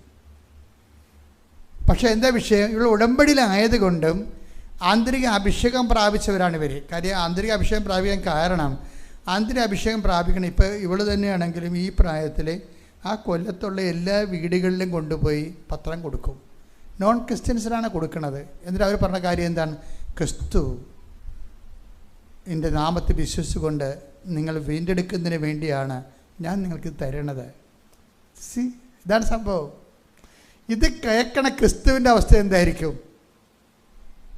ഓരോരുത്തർക്കും ഈ പത്രം കൊടുത്തിട്ട് ഇവിടെ പറഞ്ഞത് എന്താണ്? ക്രിസ്തുവിൻ്റെ നാമം നിങ്ങൾ വിശ്വസിച്ച് വീണ്ടെടുക്കപ്പെടുന്നതിന് വേണ്ടിയാണ് ഞാൻ നിങ്ങൾക്കിത് തരണത് എന്ന് പറയുമ്പോൾ അത് കേൾക്കുന്ന ആ വീട്ടുകാരുടെ അവസ്ഥയല്ല, അത് കേൾക്കണ ക്രിസ്തുവിൻ്റെ അവസ്ഥ നോക്കണം. അപ്പോൾ ക്രിസ്തു അവരിൽ വിശ്വസിക്കുന്നു. ഒരിക്കൽ ഇവൾ അമ്മയോട് ചോദിക്കുകയെ, അവളുടെ അമ്മയല്ല, എപ്പോഴും അവളുടെ അമ്മ ഈ പരിശുദ്ധ അമ്മയോട് എപ്പോഴും ഗൗകുൽകൃഷ്ണ ചോദിക്കുന്ന ഒരു ചോദ്യമുണ്ട്. എങ്ങനെയാണ് അമ്മ കുരിശിൻ്റെ ചുവട്ടിൽ നിന്നതെന്ന് ചോദിക്കും. എങ്ങനെയാണ് അമ്മ? സ്വന്തം മകനല്ലേ, സ്വന്തം മകൻ ഇങ്ങനെ നഗ്നനായി ഇങ്ങനെ ക്രൂശിക്കപ്പെട്ടിട്ട് അതിന് ചുവട്ടിൽ അമ്മ എങ്ങനെ നിന്നു എന്നെപ്പോഴും ഇവിടെ അമ്മയോട് ചോദിക്കും. പിന്നീട് ഒരു ദിവസം ഇവൾക്ക് തന്നെ ഇവള് ചില നമുക്ക് ദൈവം ചെയ്യുന്നറിയാവും. ദൈവം നമ്മൾ ട്യൂഷൻ ക്ലാസ്സിൽ പറഞ്ഞ പോലെ ചില പരീക്ഷയ്ക്ക് വേണ്ടി ക്വസ്റ്റ്യൻ ബാങ്ക് പറയത്തില്ലേ, നമ്മളൊരു ക്വസ്റ്റ്യൻ അവർ സാറ് പറയും, അതിൻ്റെ ഉത്തരവും പറയും. അങ്ങനെ ദൈവം ചെയ്യത്തില്ല. ദൈവത്തോടൊരു ചോദ്യം ചോദിച്ചാൽ ആ കറസ്പോണ്ടിങ് അനുഭവത്തിലൂടെ ദൈവം നമ്മളോട് കൊണ്ടുപോകും. അപ്പോഴേ ഈ വീട്ടിൽ അമ്മ കിടപ്പാകുകയും അപ്പനിങ്ങനെ ഡ്രങ്കാർഡായിട്ട് നിൽക്കുകയും ഇവൾ ഓഫായി മാറുകയും ഇവൾ 5 ദിവസത്തേക്ക് 10 ദിവസത്തേക്ക് വന്നിട്ട് ഇവളുടെ കാര്യം തിരക്കാൻ ആർക്കും പറ്റാതിരിക്കുകയും ഇവളിങ്ങനെ ലെഫ്റ്റ് ആയിപ്പോകണം ചെയ്യുന്ന സമയത്ത് ഇവളെങ്ങനെ നയിക്കപ്പെട്ടു എന്ന് പറയുന്നത് പരിശുദ്ധാത്മാവിലാണ് പിടിച്ചു നിൽക്കണത്.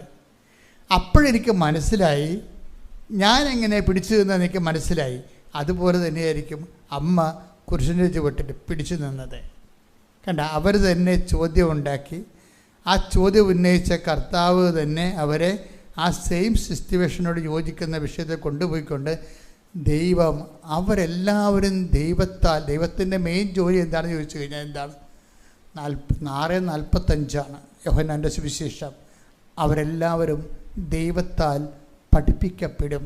Take the word of God. ശ്രുതികട ഹല്ലേലൂയ. യോഹന്നാൻ 6:45.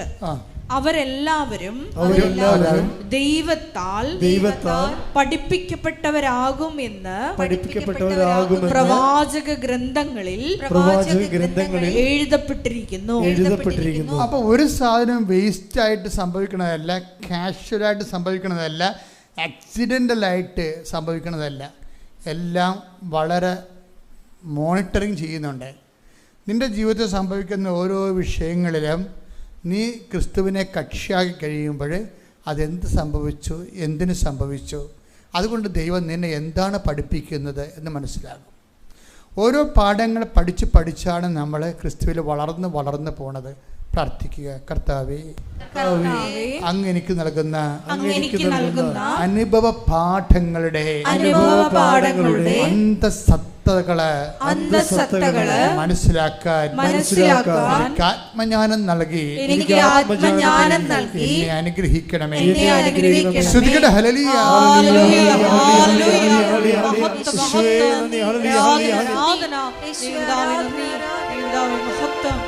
ഓൺലൈനിലുള്ളൊരു പ്രത്യേകം ശ്രദ്ധിക്കുക. അച്ഛനോട് ചേർന്ന് പ്രാർത്ഥിക്കുക. കർത്താവായ ദൈവമേ,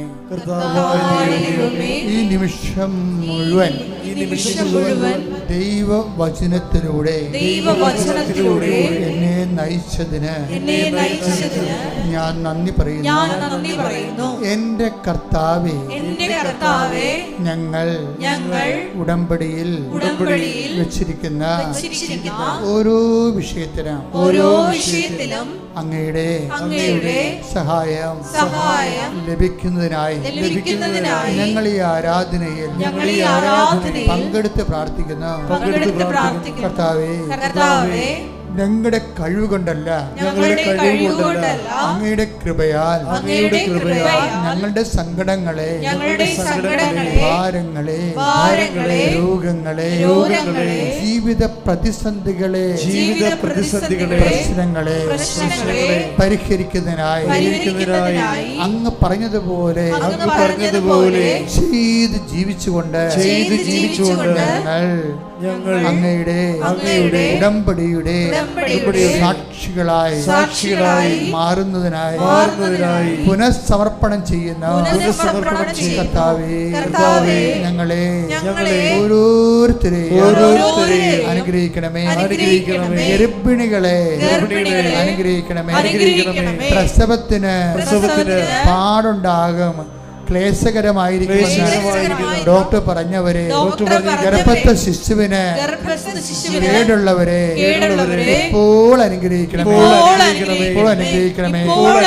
വിവാഹം ഒത്തുവരാത്തവരെ, മക്കൾ ഇല്ലാത്തവരെ, ഭവനരഹിതരെ, ജോലിയും വേലയും കൂലിയുമില്ലാതെ അനുദിന ജീവിതത്തിന് കഷ്ടപ്പെടുന്നവരെ ഏറ്റെടുക്കണമേ.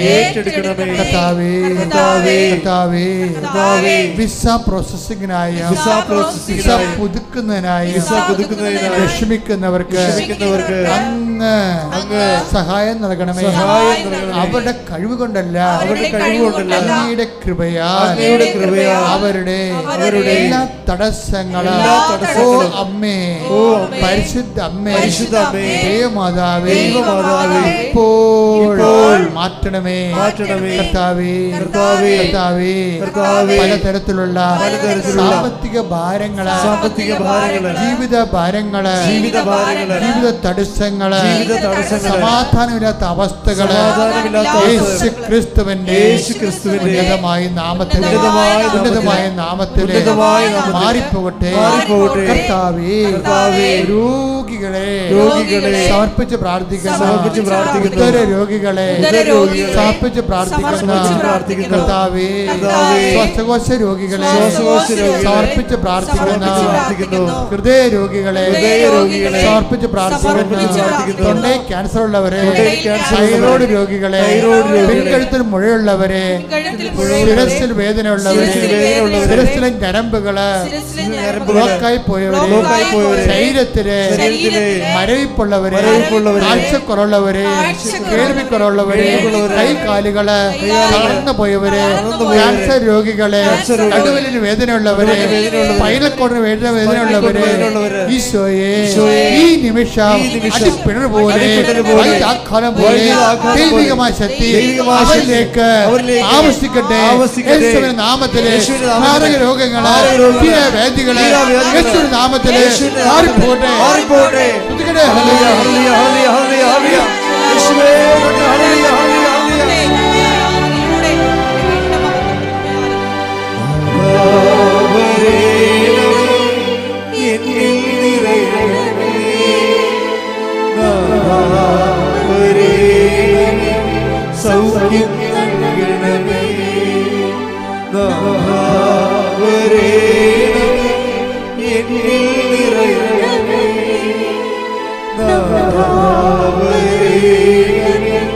സൗഖ്യം എൻ്റെ മക്കളെ, ശരീരത്തിലുണ്ടാകുന്ന രോഗങ്ങൾ കൈകൾ അവിടെ വെച്ച് മാറ്റി വെച്ചുകൊണ്ട് നിങ്ങൾ ശ്രദ്ധിച്ചുകൊണ്ടിരിക്കുക. അച്ഛൻ ശാസിച്ച് പ്രാർത്ഥിക്കേണ്ട സമയമാണ്.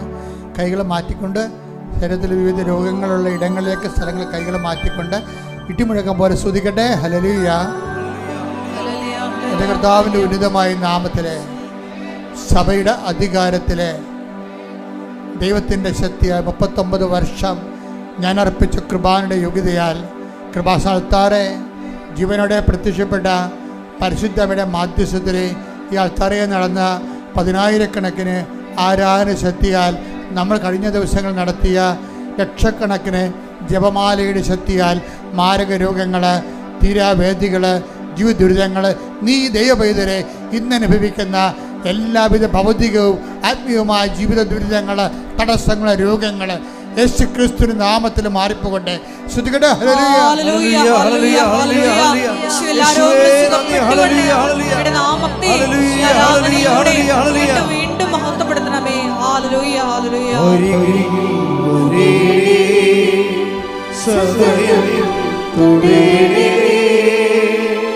സുഖമായി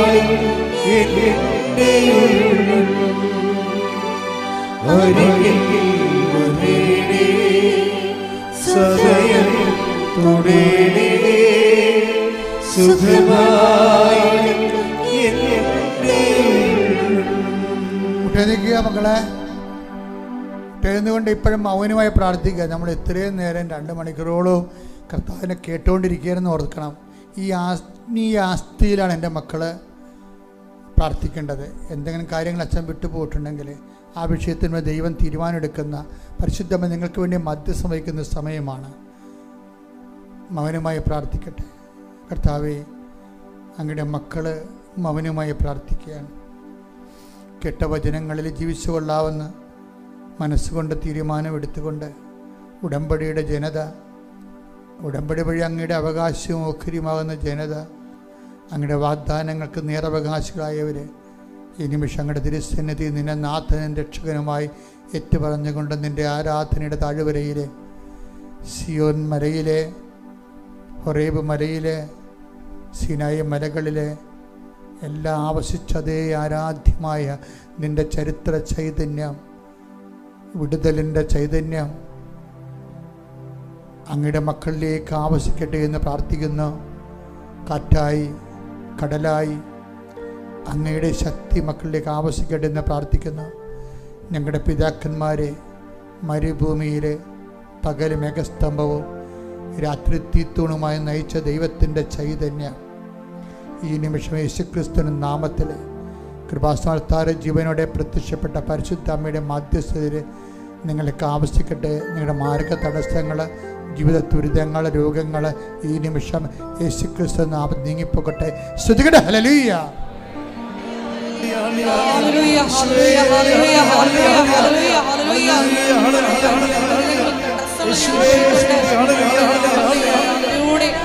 വീണ്ടും മഹത്വപ്പെടുത്തണമേ. Hallelujah hallelujah.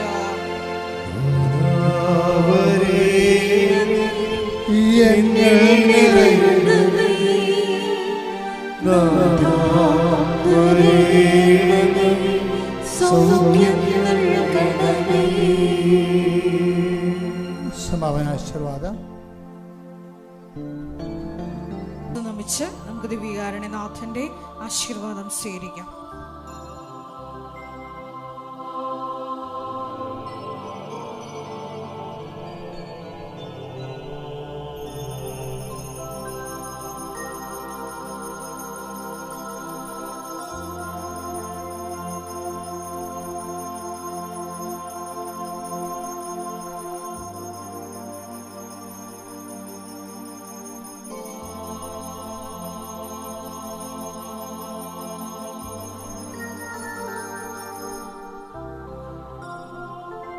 പരിശുദ്ധ